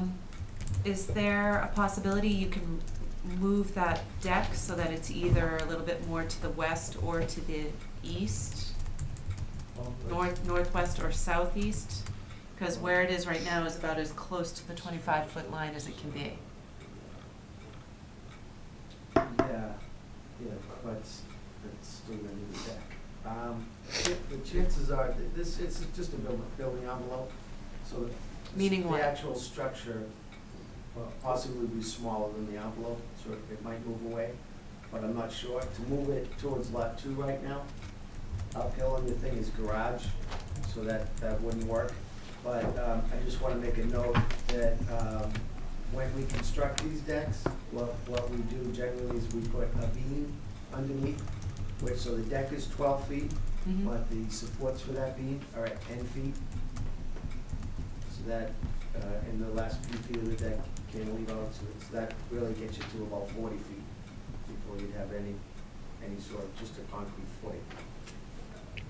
Meaning, so the footings, but the footing for the Yeah, it's deck not are actually concrete Yeah, the deck isn't gonna disturb versus anything a until- solid until 40 feet. continuous footing. Right, worst case scenario, but it might get better. I don't know who's gonna buy this house and exactly what the house is gonna look like yet. I'm just trying to get, a big envelope to work with. So Oh, I generally, see. I think it'll be a little bit Well, smaller. Well, I think. Just to specify, I mean, when we're looking at these plans, it sounds like you wanna build in some flexibility as to where these decks get put and moved. Versus, because when I'm reviewing these plans, I expect when it finally gets built, that it gets built exactly where this deck is That's not- shown on the plan.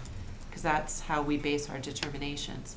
Cause if you understand, if it's moved closer to the wetland setback, would- it becomes a bigger issue to us. This is intended, let's go, first is the house building envelope, let's call it the most expansive that the house would be in any direction. So whatever's designed fits inside that, more likely than not, the house is a good bit smaller than that rectangle. And if you go outside that line, you have to come back for project Absolutely, change. Absolutely. Yeah. If anything comes outside that line, it's come closer to the wetland. Including the deck. Including the deck, we come back to you for an amendment. See, Okay. And I think, I just wanted to make sure that you understood that we don't, I mean, I understand that you're digging footings and then you have this cantilevered section, but we look from the bird's eye view. So it is the footings also, but, the edge of the deck is just where it is. Well, that's true, Chuck, and I understand you can look at it that way. It's important though to note that what's drawn here as and intended as the deck is very different from the foundation of a house that's, a solid concrete wall, because you just have, Right. probably 4 sonotube posts located underneath it. And the rest of it is just the impervious surface. But besides, So it's different, but certainly you have a deck, there's a structure, you're not gonna have plants growing underneath it. It's shown as in the area that there's gonna be a structure and gave you the setback. and from my experience, if the deck is put there, the next thing I see from the resident is them coming back and saying, well, I want this tree taken out near that 25, Well, beyond we're that gonna 25-foot we're zone. gonna prevent that, Because it sways in the breeze and it's gonna take out my deck in my brand new house. Well, I'm just saying that's, so if your design can get that, can really, maximize the distance, it actually is a built-in protection for the future landowner, that, they don't have to come back to us and we say to them, hey, look, the deck is put there, we put on the deed, you bought the house, you signed and read the deed, You bought those trees. you bought those trees, this is in perpetuity, I mean, it's It's a come huge back footprint. before us before, so, Huge if you footprints. can give 32 the by 80. homeowner, if you can So he's got a move lot of it out flexibility and there. farther away from the zone, all the better. Is that, so Our house would be like this. big. is the driveway, I mean, are you, Just you're this. back of the front That'd be how yard, is big our that house is. as tight as it can be, or is there, or can you move the Pretty entire much. house forward? is Just like so we can two get that times question out of the Like way. north. Footprint of our house. You know what I see, what I'm saying? Yeah, it's as tight as it can be. Okay. 2,400 If square feet. if the house that goes in there is small, then of course I'll keep the front. Well, no, there's a setback, Distance from which we the learned back. on another project, and Right. we were able to move Yeah, the it's entire very house good. forward. Yeah.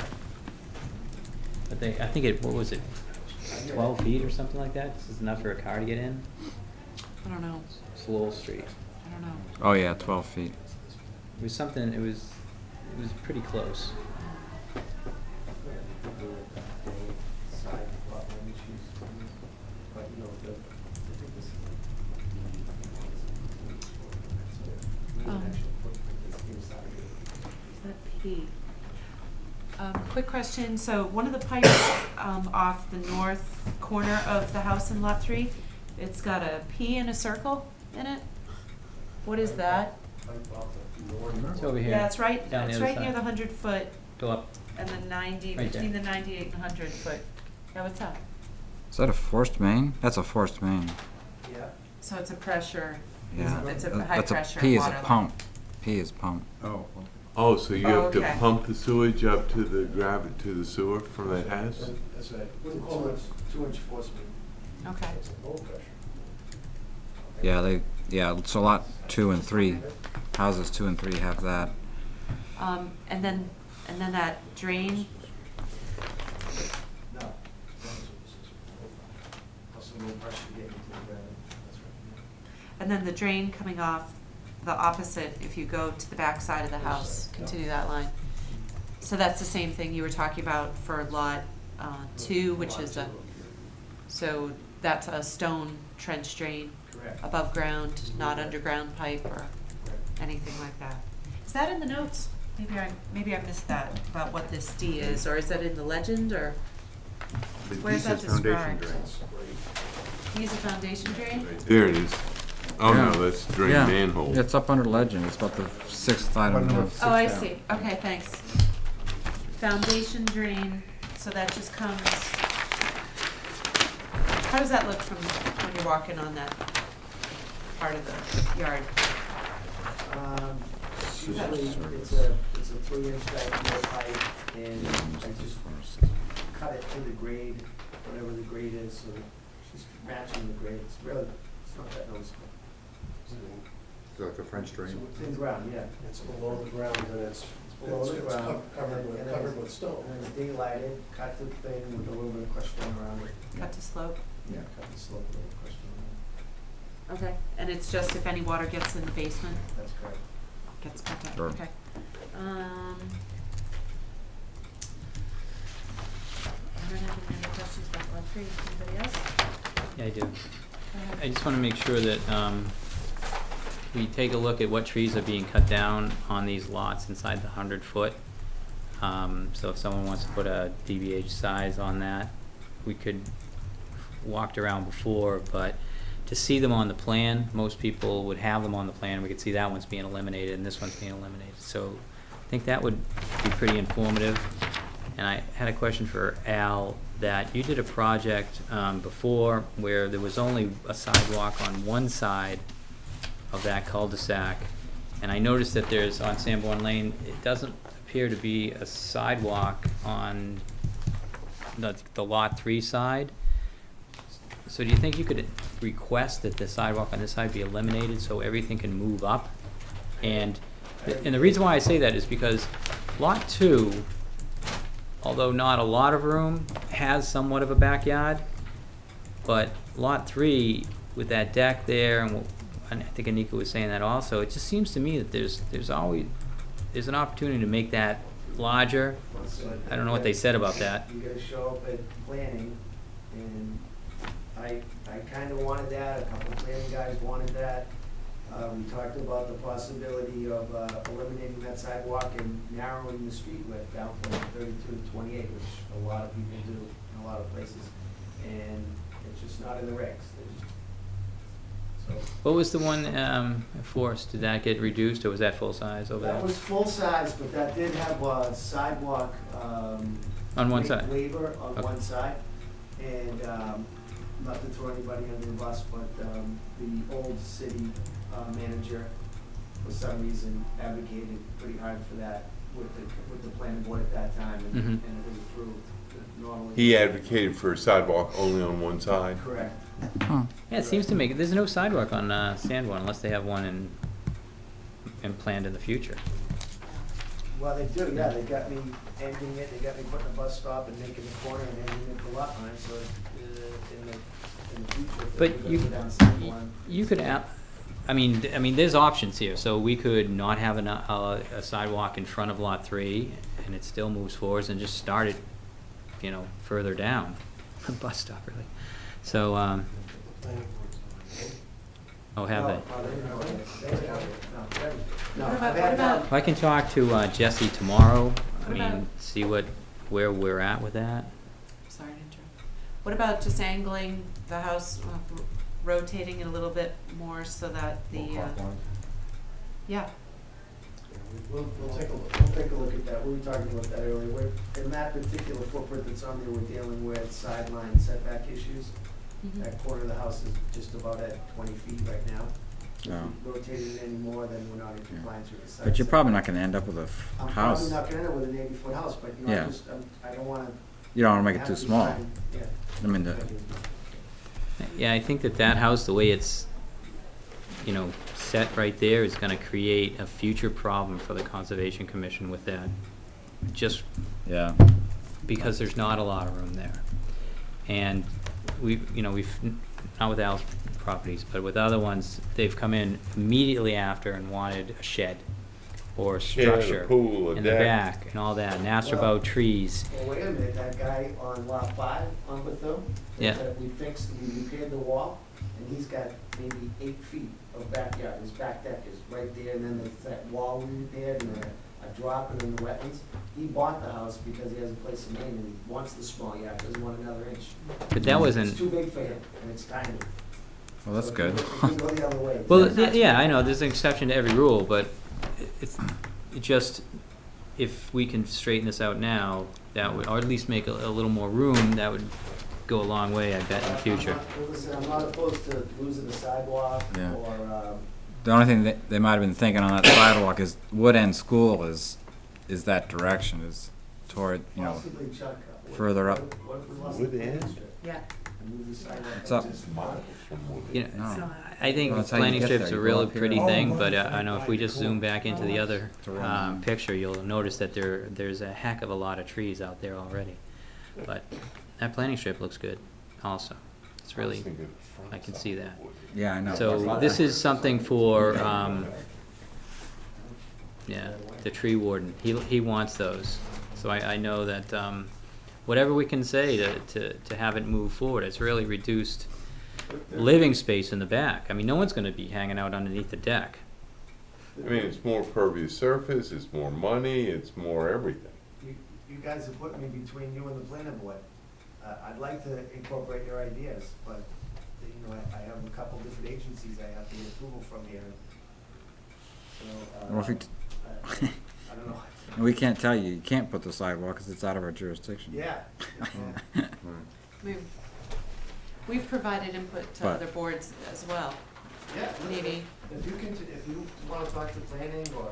The deck doesn't, the deck doesn't have to be, and if you can't move the house, you have a deck in a jurisdictional area and, maybe it can be something at ground level, maybe it can be Right. just a set of stairs. I mean, there's all that too, but I just hope that with the other site and the elimination of that sidewalk, maybe that's where we're going with this. I mean, what if it was just, It's a walkout. instead of a deck, what if it was just steps, what if, instead of a deck, what if it was just steps down to Well, that's what we were just a talking about. landscaped? It's a walkout. This is a walkout basement. Yeah. because of the way the So there's a grading is. full, So a full First wall. floor elevation is gonna be like 10 feet above the grade Yeah. on the back of the house. It's really critical that you have a deck in this house, more so than any other. Yeah. For what reason? so you can walk out your kitchen and barbecue and entertain. Well, you could The also living- walk the out living onto space a is 10 landing and feet walk higher down the than the ground. stairs and go down to your patio. Yeah. I mean, I don't you're wanna still do that. walking. I think the I best don't see it as solution for essential. I everybody think is that's to get ridiculous. rid of that sidewalk and move the house another 5 feet. When's the next, do you know when your next, You do need an egress as far as building code, I get that, and if you wanna make a, you know, if you wanna say that that's essential, then fine, but a deck isn't. That deck's important to me. Well, no, I get that, I understand selling and all that. yeah. So it's important, so And- we got a and common I goal think here, it move that house reflecting forward. back on what you just said, if we don't approve the deck now, the person who builds that house is gonna come and ask us to build a deck. They're gonna say we're more than 35 feet away from the wetland, you have no justification for denying us a permit. Do you know when the next planning commission hearing is for The you? meeting's the 19th, May 19th. I've already had, several preliminary meetings with, Jesse, planning, George. Yeah. Had some preliminary meetings with George and my engineer. So, I've already been to the planning board once informally, and we talked about the sidewalk, and then we went back to, listen, this is, we have to change our regs. This is what the regs, this is what will make everybody do, this is what we're gonna do. You wanna change the regs in the future? Well, but they can issue a waiver. Yeah, they can, but they didn't want to, so. Yeah. So the 35 foot is a no structure zone, it's a line in the sand, it's a drop dead line.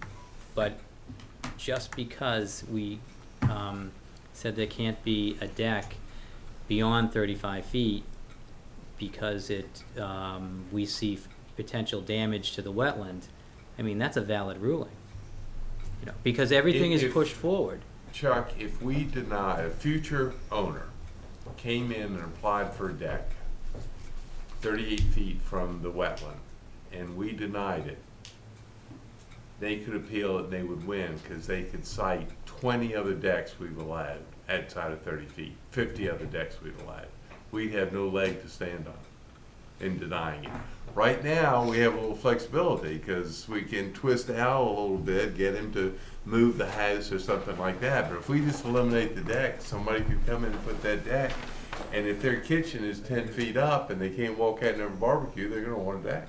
So, yeah, every project stands on its own, and this one Every would. does, but the courts, everybody else would look at the precedent. But I'm looking at lot 3, and that Yeah, there deck is doesn't differences. have to be at the nearest. Right, and 25 so foot, what I'm saying is so- now, we should try and work with Al to move it back rather than just deny the deck. I welcome that. We're gonna look at a redesign of that, see where the deck can get located, so it's shifted. Yeah, it depends on the I don't light know. floor plan, I yeah. don't know what house is gonna be there yet, so it's a little tough. I'm anticipating the house being smaller and the deck being farther away, but I can't guarantee that tonight. Yeah. Do you think it's a possibility you could rotate the house clockwise a little bit and pull that? Yeah, if I end up building a 68-foot house instead of an 80-foot house, Yeah. then I'm gonna have, a lot of play. I'm gonna be able to twist it and maybe sneak it up a little bit if it's, 30 instead of 32 on that far corner. I'll do everything I can to get it up out of there. Okay. I just can't say it right now, for sure. All right, any more discussion on this? Any questions from the public? Any more questions to me? So did I ask for a planning plan and a tree inventory enough times? I don't know. I heard it. Okay. Yeah. Planting plan, just to see what the final look is gonna be. I don't know if it's on one of the, I didn't get some of this material that you passed out, so there might be a planning plan. Planting plan, like, As on a landscaping? on a plan, yeah, to see, if you're gonna take down trees, really, we're just doing the same thing we did at Forest Ave, but prior to getting to the final, the final days of the building project. Just like to see where you're gonna be planting trees that you take down, so that inventory that we did, and then where they're gonna go when you put them back. I gotta say that I kind of disagree a little bit with this, every tree I cut down, I have to plant the tree. We had a lot of issues with that last time, and I'm planting a lot of trees in that planting strip, and that's the reason that we do that. it's difficult to identify exactly what tree and what situation, and every time I cut a tree down, I have to replace it, even though it's. Why don't, if I can suggest, why don't you focus on the 100-foot buffer zone? And, you know, once these lot corners and, well, not lot corners, but structure corners are staked out in the field, you know, it'll become pretty evident what trees need to go and. Well, no, because he might be cutting down trees in the lawn also, so it's not just under the structure where he's cutting down trees. Right. Well, right, Yeah, well, Right. everyone in the 100-foot But- buffer. but at least we'll get some sense of the layout and where the trees are. But it would be good to, I mean, especially within that 100-foot zone. What size trees are you looking to have considered this year? With a marking tree. What do we say? What did we ask for in forest? Either 4 or 6. That 6-inch diameter bowl. And that's the big ones, right, Chuck? Yes, Try to- 6 inches and higher. Oh, we were higher than that. I thought we were like Yeah. 10-inch DBH. 10 inch. Yeah, I thought we I were don't like think there's a 8 bunch or of 10. trees on Well- this site, to tell you the I truth. thought we were 6 inches. Really? There's That's a not. bunch That's of not really big, that. big tree. But, It breast height, remember? well, this is definitely a better lot than Forest Ave. I mean, that was, Well, there's a lot of buffer. there were a lot of trees on Forest Ave. This And is it a looks little like bit in this more open. one, tree mitigation, although, like I said, I don't agree with it, but Jamie's right, you guys get to pull me around a little bit. It looks like there's some mitigation, along both lot lines, that would help with some privacy issues. So you could go, you know, take some tree counts and figure out how many trees you guys want to see planted based on how many you think I'm taking down. And I could probably go, you know, a few along the lot lines there, do that prior to anybody takes title to any of the lots, so that we don't have to have any of those issues that we had last time. That'd be Do you, good. do you have time for this before the next meeting? Absolutely. Okay. Yeah. So, just to be clear, this is 10-inch DBH trees surveyed. No, I think Jamie said 6. So I think 6. 6. I don't, Okay, you're right, I'm not sure there are any 10 inch trees out there. 6-inch DBH. Well, I think 10-inch is, you know, I thought it was reasonable, but this is, the site, the trees on this site are not that big, except for a few really big ones. So 10-inch DBH trees Within the buffer zone. between 125 feet, because there's no construction past 25. You said 10-inch again, I thought it was 6-inch. Sorry, 6 6-inch.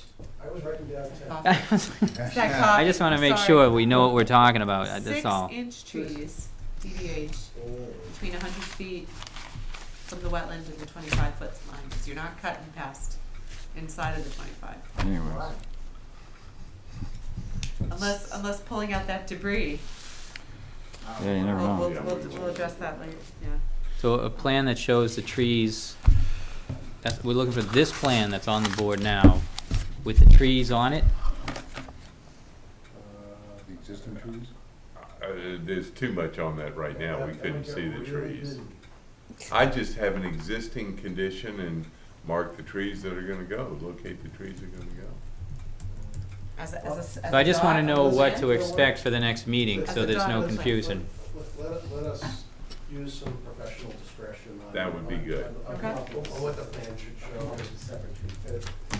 It may be too busy to put them on here, or it may, Yeah. not that many trees in this file. Right, So Okay. we'll figure it out, we'll get you Yeah. something that shows it that there. would be good. Okay, any more questions? No? Okay, motion to continue, So moved. second? All those in favor? All right, All right, thank you. Thank you. Thank you for coming out. See you in a few weeks. Yeah. Not me, All right, so, Every Monday. Where are you in Tampa, Florida. Every Monday. okay, No, it's always the Monday before the meeting. Cleaning one of our old organs. well, where are we at? Yeah. I'll make Some yeah. prep. Early 90s. Let me get those out of order. Oh, Yeah, I'm just a little confused about this tree thing, and I wanna try to make sure we don't run into Yeah. whatever happened before again, so. Yeah. If it's on a plan, see what, if it's on a Sorry. plan, I can go, you know, I can this note stuff. the plan, Still raining? conditions, and then, you know, we're covered, and You're trying we to just finish always the turn, next just like half Jamie was Ready? saying before about. Yeah, I think, I can't do it running through what lines we do it. Okay. I already missed my show, so it That's doesn't my matter. goal. I'll probably have the. Survivor? Oh, no, Doc Martin. So the, I like both of them. we wanted, I don't have a full set of plans. We're leaving for Virginia, 6 a.m. I don't have a full set of plans. Somehow I don't have that. And I'm keeping this DVD and 3 more stormwater management reports. The hiatus before we begin all. That's it? Thank you. All right, thank you. Yeah. Aye. Oh, damn it, we're still here. Okay, you ready for some more old new business? Done with all that? Okay, administrators report. How is, I know, So 46 it wasn't a rural pool. County Road. yeah, let me get to my It was kind of sheets. a weird color. My administrator's report.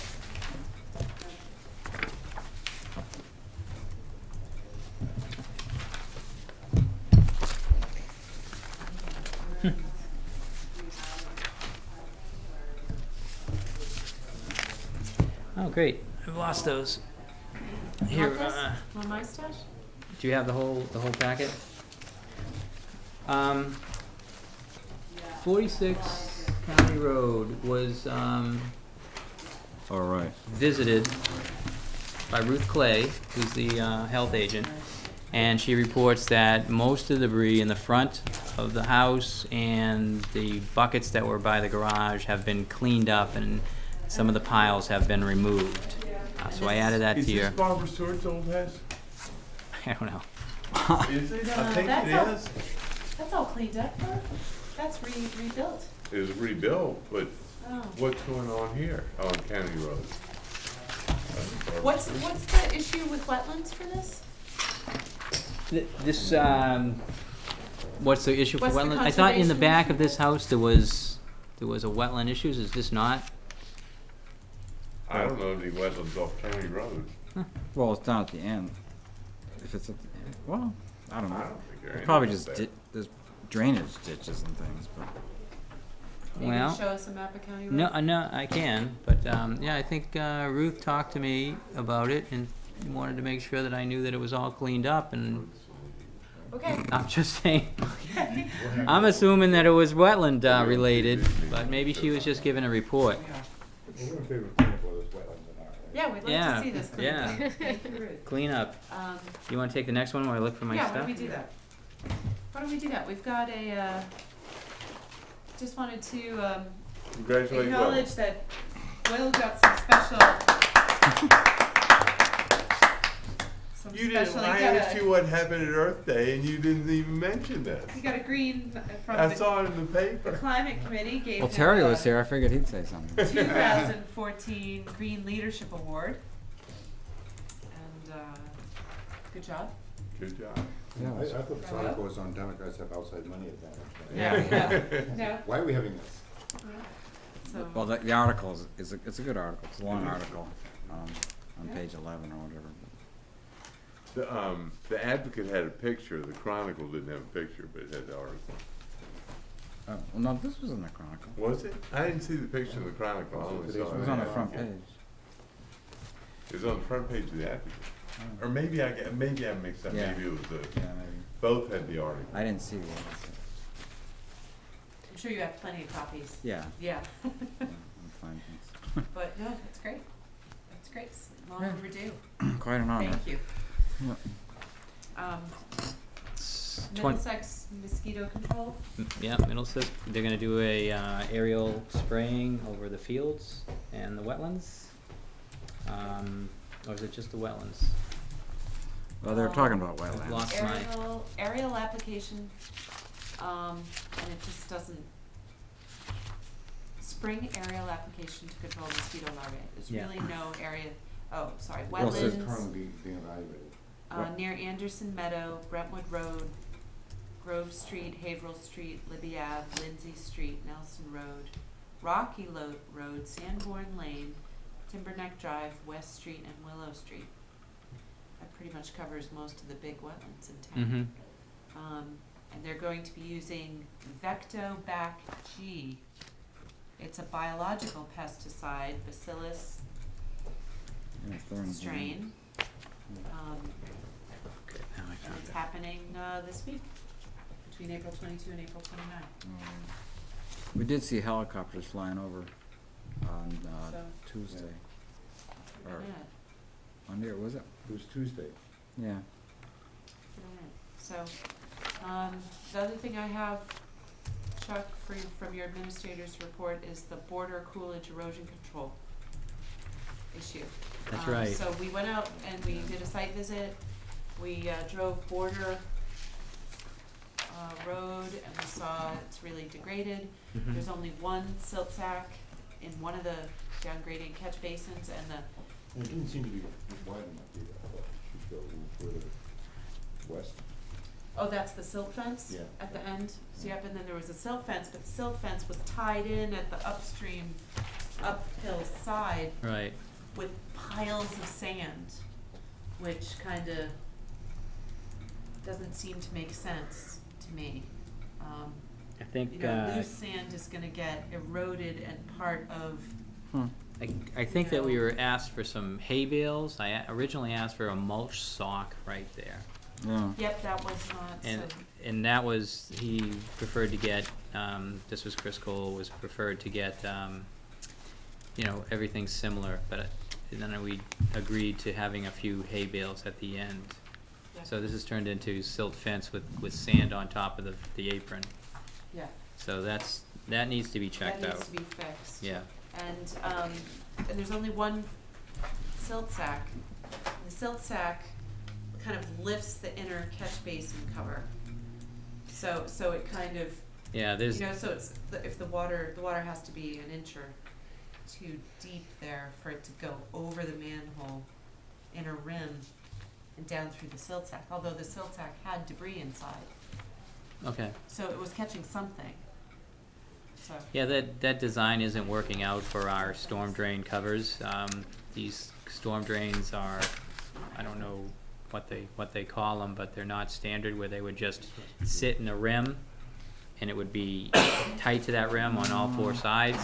It's kind of held up at each corner, so it allows That's probably an the extra sides one. and the front and back Let me to see. flap in and out, and it's probably providing little protection, you know, along with the capacity, No. the inlet open Yeah, that might in be the wrong. back of that. So I told Chris, I told Chris that, you know, I wasn't happy with the choice that the contractor made, and kind of looked for something to use there, but, you know, that's pretty difficult to find something that's gonna protect the inlet, yet has the capacity for someone to work around it without moving it every time they go near it.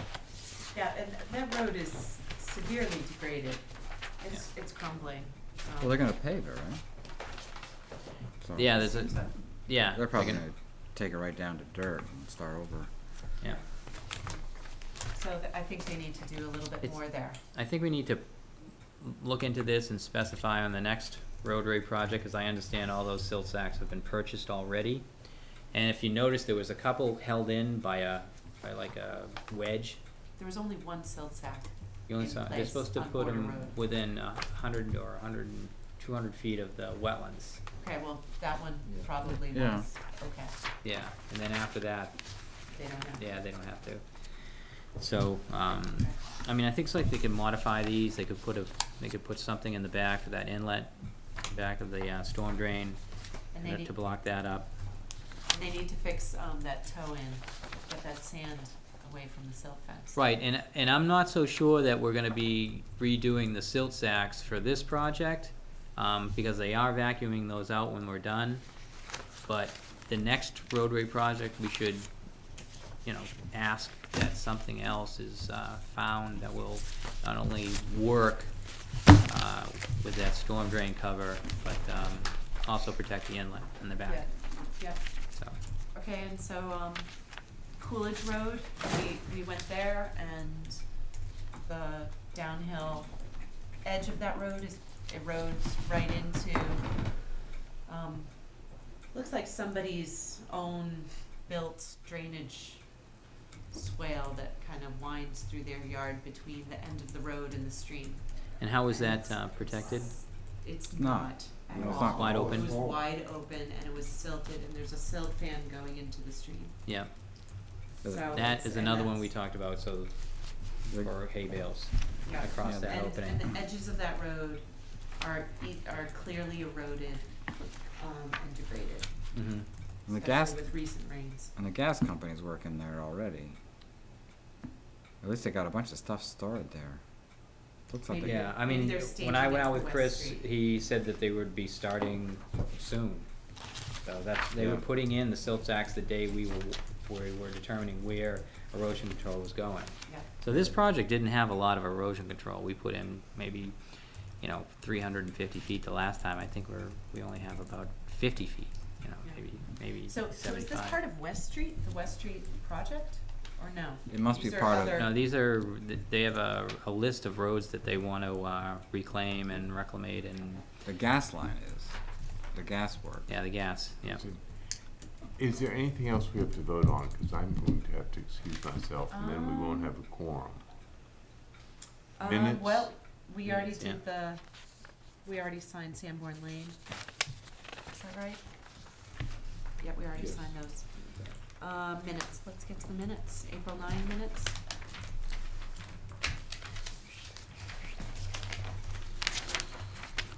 I have a comment on 68 Sanborn. It said that the motion and second both got made, I doubt. Yeah, I made some edits, and I said I second that motion. Okay. Do, I have, yeah, I couldn't remember Okay. which one it was. yeah, and you did change it. Okay, I'm just, so I move we accept the minutes from our last meeting, I've got. and then we need a motion to accept them, then we can discuss them. All right, there's a So I motion. move. I'll second. Okay. Okay, Gavin Circle, just wanna correct the number, it's 29, maybe you already caught that? I didn't. Okay, so instead of 36 Gavin Circle, it's 29. What, they moved? Instead of the second sentence, instead of there were wood frogs, can you put they both heard wood frogs singing? Where is this? The second. Oh, there, okay, Instead of there were Oh, wood yep, frogs yep. on the first line, have they both heard yeah, wood frogs, but not overlapping, and after overlapping, you can put in, so one or two frogs heard. I did hear that on our Wait, where's this? CTV. That doesn't It's- sound it's like under what the 29 reports Gavin I Circle. heard. Right. Oh, okay. Is this somewhere else? This is not. This is Gavin Circle, Oh, Gavin minutes Circle, from the okay, okay. last meeting. And, instead of he believes, I would say, Chuck, cause you were talking about two gentlemen. And instead of, and then the next So line, it's Chuck. Where are you doing that? after not overlapping, Yeah. the next Oh, he sentence believes. starts, he believes. Instead of he, you could say, Is that Chuck or Mr. John? Taroni. It'll work. Okay, and then the next line down, instead of they will submit vegetation, instead of they, the resident will submit vegetation and planting. And, I had a question, you guys discussed this briefly, but, that last line, engineering says there's no planting in the easement. Yeah. I think it just Like means none, no. like it has to be No grass? trees. I just wanna understand that, no trees. No planting tree, they didn't, No trees, I mean, like, are shrubs okay? well, No, they Do we have don't an want, understanding of I mean, that? what is it are we talking about a town bylaw, or is it that their preference? Their preference, Yeah, I'm wondering it's- what, yeah, maybe I should exactly. have that discussion with, Right, so it's, I that's think it's something I their need to preference. And I'm not sure what or it we is.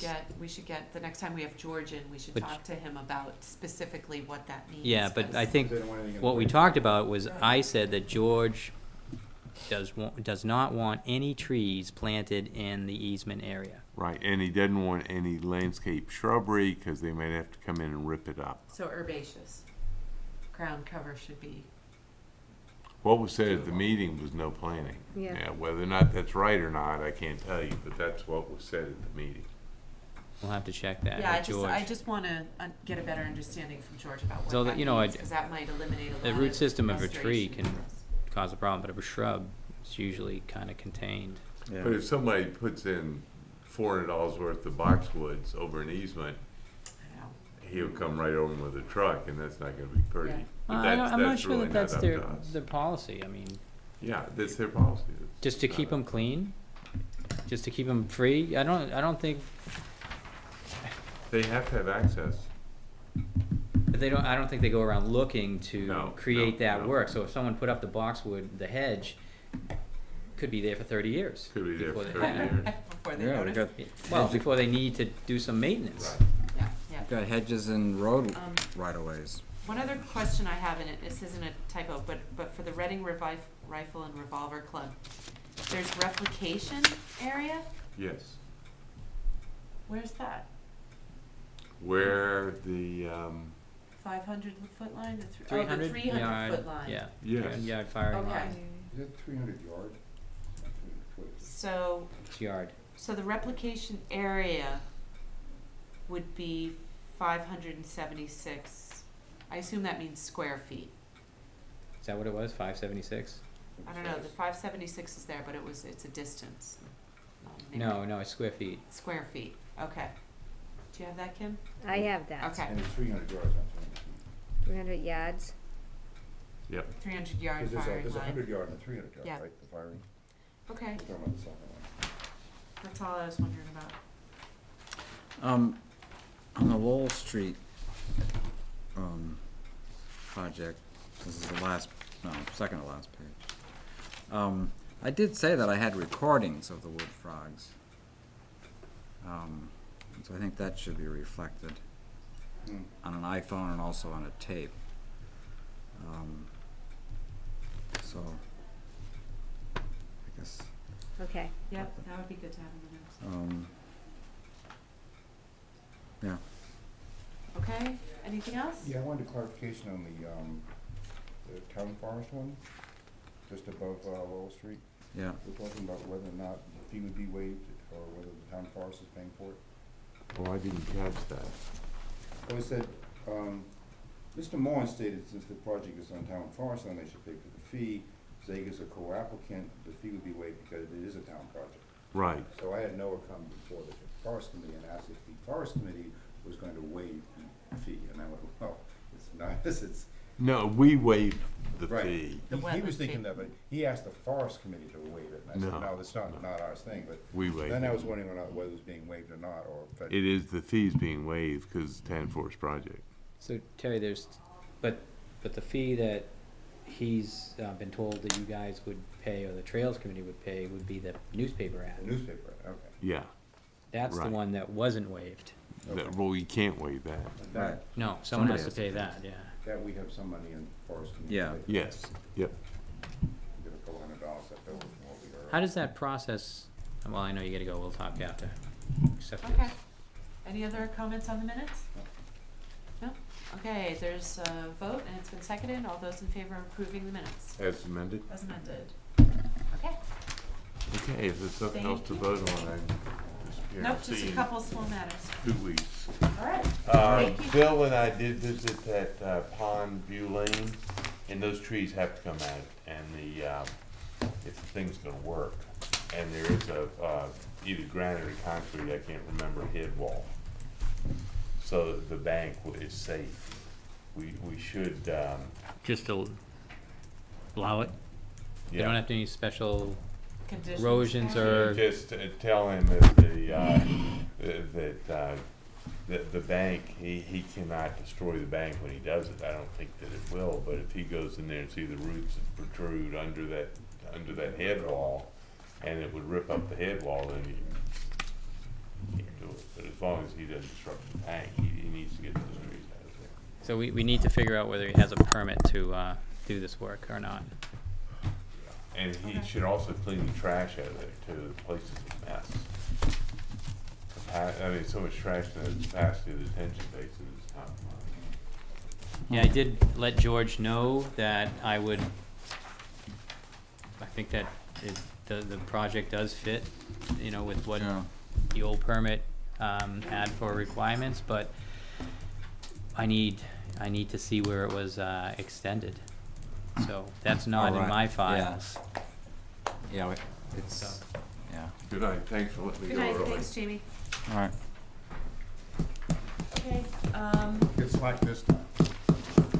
It's not their wife's birthday, is it? Every other. any bills, Chuck? No bills. No bills? Minutes are done, all that. 68 Sanborn? We no vote, but we need to sign? Did we already do that? We signed it. Did we do 68 Yeah. Sanborn? Okay. Okay, Is that? Yep, we signed it. okay. That was simple. Something else I just wanted to do, because I wasn't here to discuss the Earth Day, was, we raffled off 2 books, Oh. but we never drew the names for the raffle, so thought maybe tonight would be a good, You didn't write, right? huh? Well, we collected names. I don't know. We have 2 books, I'm sorry. So, I had people write down which book they wanted for the raffle. So some wanted book 1, some wanted book 2. Oh, I thought you were ruling out all those for some No. irregularity. No, I just have to separate these so we can do each individual raffle for each book. Okay, so book 2. I feel like I'm running a lottery right now. And the winner is, okay, so, Terry, do you want to, pick a winner for book 2? The winner for book number 2, which is Massachusetts Breeding Bird Atlas by Mass Audubon. Wow. Is who? Maureen Fennessy. Haverhill Street. Maureen Fennessy of Haverhill Street. Congratulations. Okay. That's how we do that. Okay, and then. All right, Terry? Do it again. Yep, book 1. Okay, and the winner of book 1, which is the Audubon, it's you? Hey, Maureen, congratulations, You you won won both. both books. This is the Audubon Backyard Bird Watcher. That is funny, you win both. That Well, maybe- was can you check completely it? random, Can you was check not are all fixed. the names in that bowl to her name, or? No, I know there were different names. So congratulations, you, and that's about it that I had. Chuck, unless there was anything else. Well, there's not that I know of. I got 2 things. Okay? Then go ahead with. There's a property on Pearl Street abutting Bear Meadow that appears to be doing work on Bear Meadow property, town property. Is that right near the parking, really? the parking lot area? Yeah, well, Just there's a little east of it? west of it, yeah. West. So I had an email with Chuck and to try and get the property line surveyed. It's also an issue with the house closest to the Pearl Street parking lot. Who's getting the property line surveyed, the owner No, of the Pearl town, Street? the town, Town. because to survey our, basically, Our limit on, conservation land boundary. so who would do that? Is that DPW does that or engineering? Engineering. So I'm hoping they can do that. I was out there, I did a site visit there, visited for the homeowner, who's on the corner of Pearl and Maine, 'cause she's the one that reported it. And, you know, it's, you know, it's hard to tell in a way just looking, 'cause you don't really know where the property lines are going, but, What is he doing out there? looks like he's putting a shed in, which I'm not sure there's a permit for us. We gotta check on that. Has anybody spoken to the property owner yet? Well, the picture shows some, looks like some limbs being cut and kind of a new, freshly turned garden. Yeah. It looks, that's what I see, but I don't know where the property line is. But I did send an email to George, who didn't respond to me, but I just requested a survey of the back of the yards, or at least the Bear Meadow area, in the back of 745 and 739 Pearl Street. Yeah. And I told him what I thought was going on out there and asked him to do it as soon as possible. And, so they put wooden stakes out there with red flags on it, and as soon as those show up, as soon as he tells me, Oh. that they're in, you know, you understand which side is what, and so will the property owners. Yeah. So, like I said, I didn't get anything back from George on that. Also, the homeowner that I spoke with would like to have access to Bear Meadow directly from the back corner of their house. And this is something Trails Committee will have to deal with too, but, I mean, she walks through there, but there's not a trail, but she wants a trail that connects. I mean, this is Bear Meadow property here. Yeah, I remember walking out back here She wants with you. a trail Well, we from were her actually property up in. here.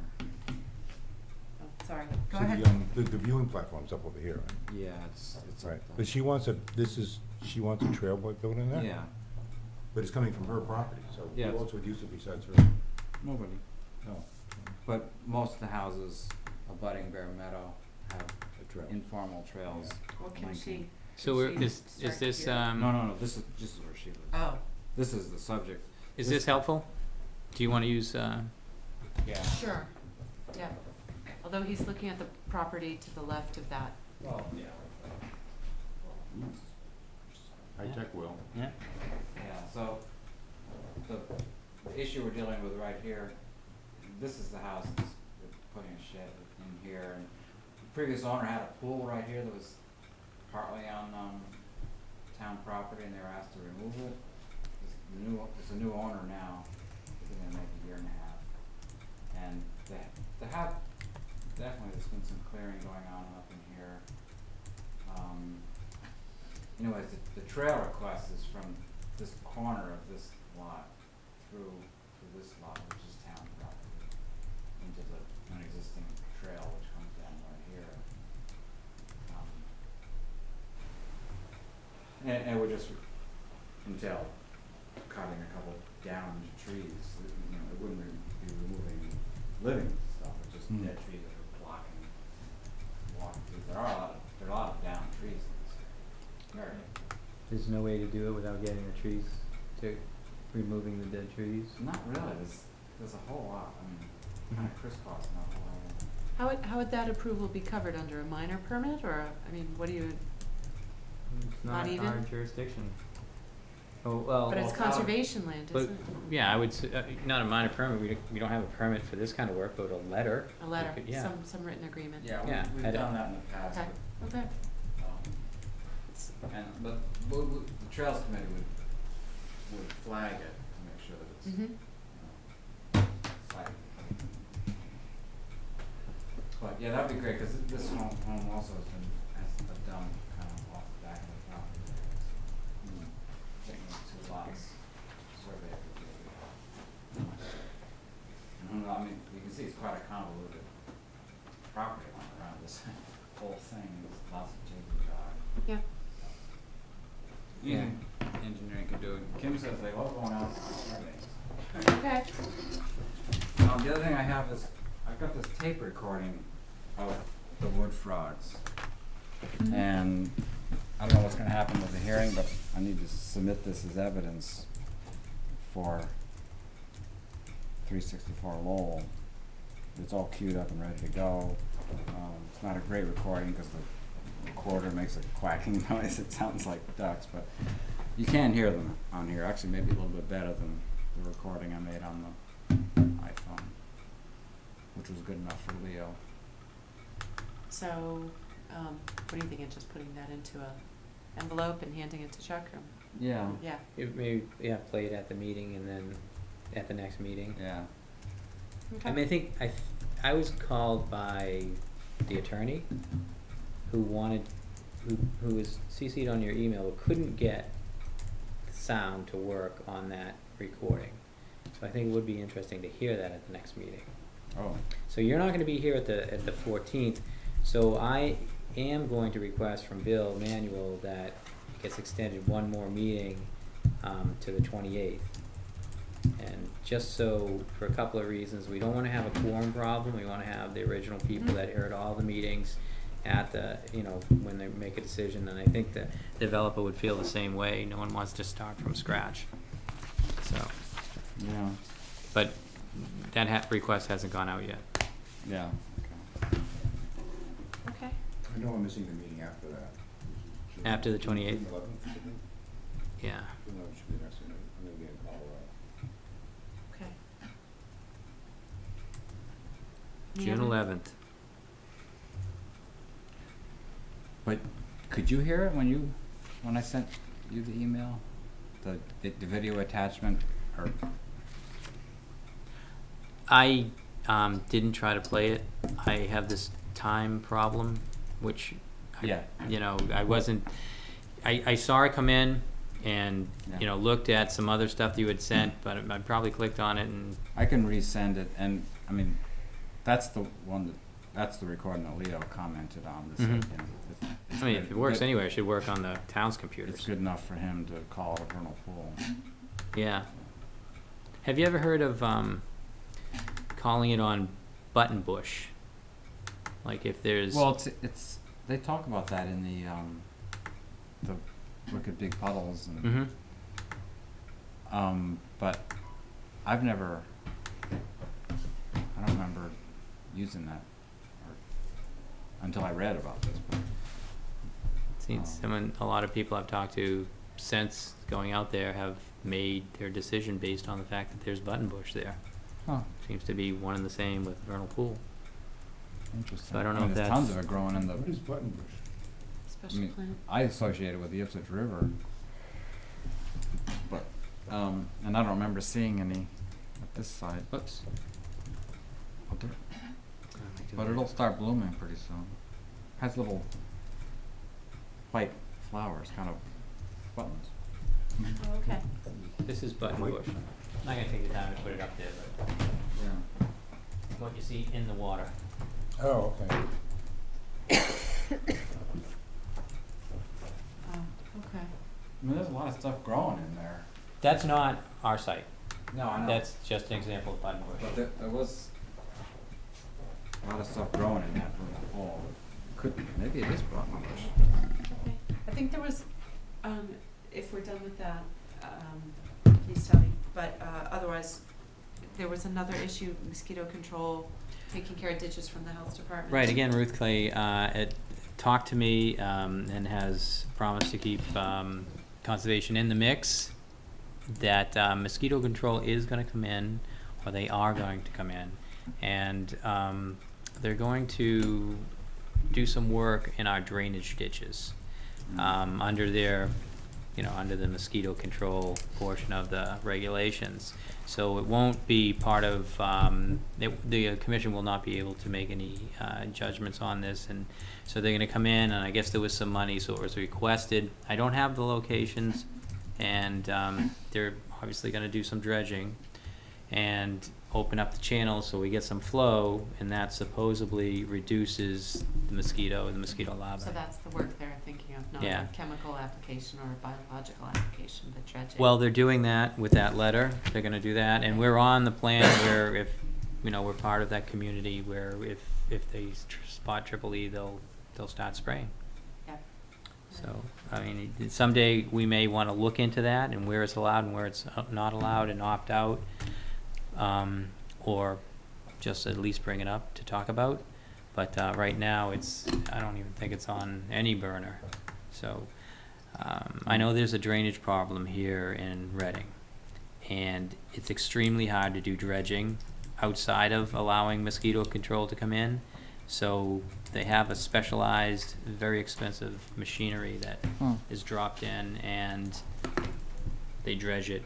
And Yeah. it does go on the sides, but that's really what happens. Otherwise, you know, just think of the permit that the engineering department would have to try to, you know, get from us, so. Yeah, they did it around Hunt Park down off Pleasant Street back in the Yeah. early 90s. There's not much more to add, so, other than if, when something comes up, we'll be notified. Probably just a courtesy letter, or maybe someone would come in and talk, but not really sure about someone showing up to say anything. Okay. So, Galvin Road has, Gavin Road. Gavin? Gavin, Gavin 29 Circle. Gavin Road has contacted me, and they're requesting to find some old permits, orders of conditions, which we're working on finding, and they want to be at an upcoming meeting. So things are moving along. Yeah. Erosion control's out, the salt They marsh put down hay the is salt. out. You know, hearing from them is great. They're notifying me prior to the, work being done, updating me. It's all good. And I can say the same thing with Artist. So, Artist, we have the environmental monitor, and it's just really, it's great because, he's required to at least get to us once every month. And even in this downtime, he's over there checking and whatnot, so where I'm spending Yeah. my time doing something else, so it's always a good thing to have such a person. Yeah. And then just perfectos, you might be noticing a little bit of work here and there. So they're trying to start their project again. It's been fully looked at, and erosion control seems to be intact. So we don't have many issues other than that until it gets to that. The bank, and they're gonna do some planting and some bank stabilization for us. So, As you a know- final planting or just a holdover while they're constructing? no, that'd be a final planting, and the bank stabilization, when's that gonna happen? We're still looking for a schedule and a means and methods, and I'd like to know exactly when that's happening, because what does happen in Reading is that you're gonna give an occupancy well before you get the certificate of compliance. So, we don't have anything to hold over Right. these guys. Right. So, some people don't need it, but if we had that moved up so they could stabilize the back as soon as possible, and they're not concentrating on just building and getting that whole landscaping in the front done, but take care of the back also, that's what I wanna see. So, we're looking at, after it's finished, another year, just to make sure that it's all gonna grow and not die off, so, at least for the certificate of compliance. Okay. And then any more headway on the PAC material? No headway on the PAC Oh. material. Everyone, No, wait, That's the same material No. that we use. well, we have it's the crushed some stone creek PAC from, users that, here. that was, Right. that was between Matera and Bear Meadow, that's Yeah. what you were saying before. We just, So it's It's a compactable crushed stone, clean, but, yeah, I called it hard pack. Is that what it is? Yeah, yeah. And PAC, what does that stand for? I don't know. I'm gonna guess pulverized. Aggregate? Composite? I don't know. I don't know. I don't know. I have no idea. Who'd we ask? Google, that's what you ask. Come up with, I know, the it is, definitions of I walk around with an iPad, I never Googled it, but Yeah. I'm just assuming that it was hard pack, but hard pack isn't, you're saying it's pervious or it's not pervious?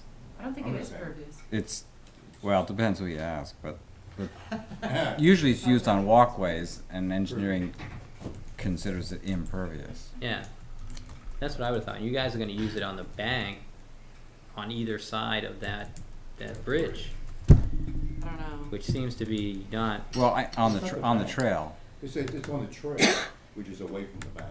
and that's well, we used it in Bear Meadow on the trail Where? between in the woods, about You know, on the other side of the bridge? on this side of the bridge, on the long straight section on the way to the cemetery.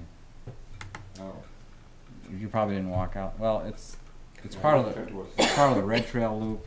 Maybe, well, who's applying it and when's it gonna be done? Maybe we should have a little site visit, Right, or and I should be, The trail committee is talking about putting in. Yeah, that would be part of the Trails Committee, as far as we know, project, unless some other Boy Scout comes forward. is the whole trail made out of this stuff?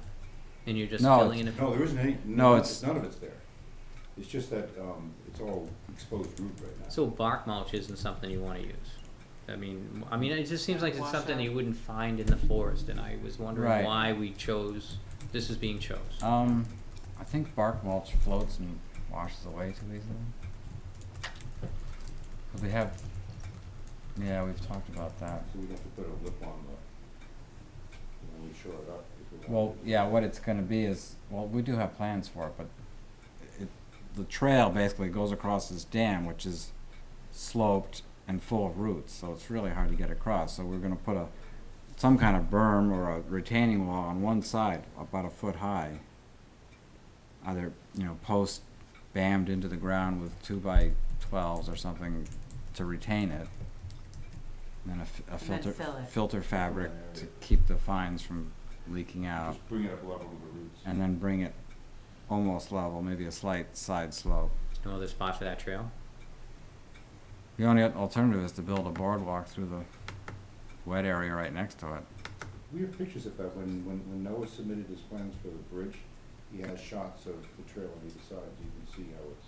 Because it is surrounded by wetlands on both sides. Yeah, there's no other way through there really. Right. And we So- could build a boardwalk on top of the roots too. That was the other idea. That You know, damage the roots? well, a combination, bog bridging and Brought up the level of the roots. it didn't cover. dam posts. So the roots, well, I mean, actually, we did want to bring this up, whether putting this packed material over the roots is gonna be a problem for the trees. Could we fill in between the roots? So that. Well, we're gonna have to cover some of them. Yeah, So- from the lower ones we'd have to. I mean, I think the roots are exposed partly because it's a wet area and they're buttressed, but they're also, there's erosion, side slope erosion on the trail that's exposed to the roots. We had a dog park, that the dogs were running around a particular tree, and, when, at the park, it wasn't originally exposed roots, and there was a lot of things talked about, but they ended up putting just pea stone on top of it. Something that doesn't Yeah. wash out. Yeah, so that's, That's pretty similar to yeah, very this. similar, is what I'm saying. Yeah. I mean, you wouldn't wanna have impervious over the roots, Right. though. That would, Because the that's, roots need to breathe, don't they? Yeah, they do. That's why I am somewhat concerned about it. Okay. Well, so I mean, just it keep seems us like up to that date. needs to be, figure out what's the best, I mean. Because where we've used it before, there haven't been roots. It's just an existing trail that was muddy, and we've used it as a Have you ever, fill. got in touch with any of those, trail committees or the trail, AMC trail Well, why people? don't you, Yeah, we've done. why don't you talk to the new, rec guy, Eric? Yeah, because he worked for AMC. Yeah, why don't you just talk to him? He might have some We have a ideas. trail meeting the day before for the next conservation. Yeah, we have a meeting on There's still people here. May 13th. Oh, we're good. It's not only us. Sorry. All right, so any other business? Speaking of which, No. any other business? No? Okay. All right, end of meeting.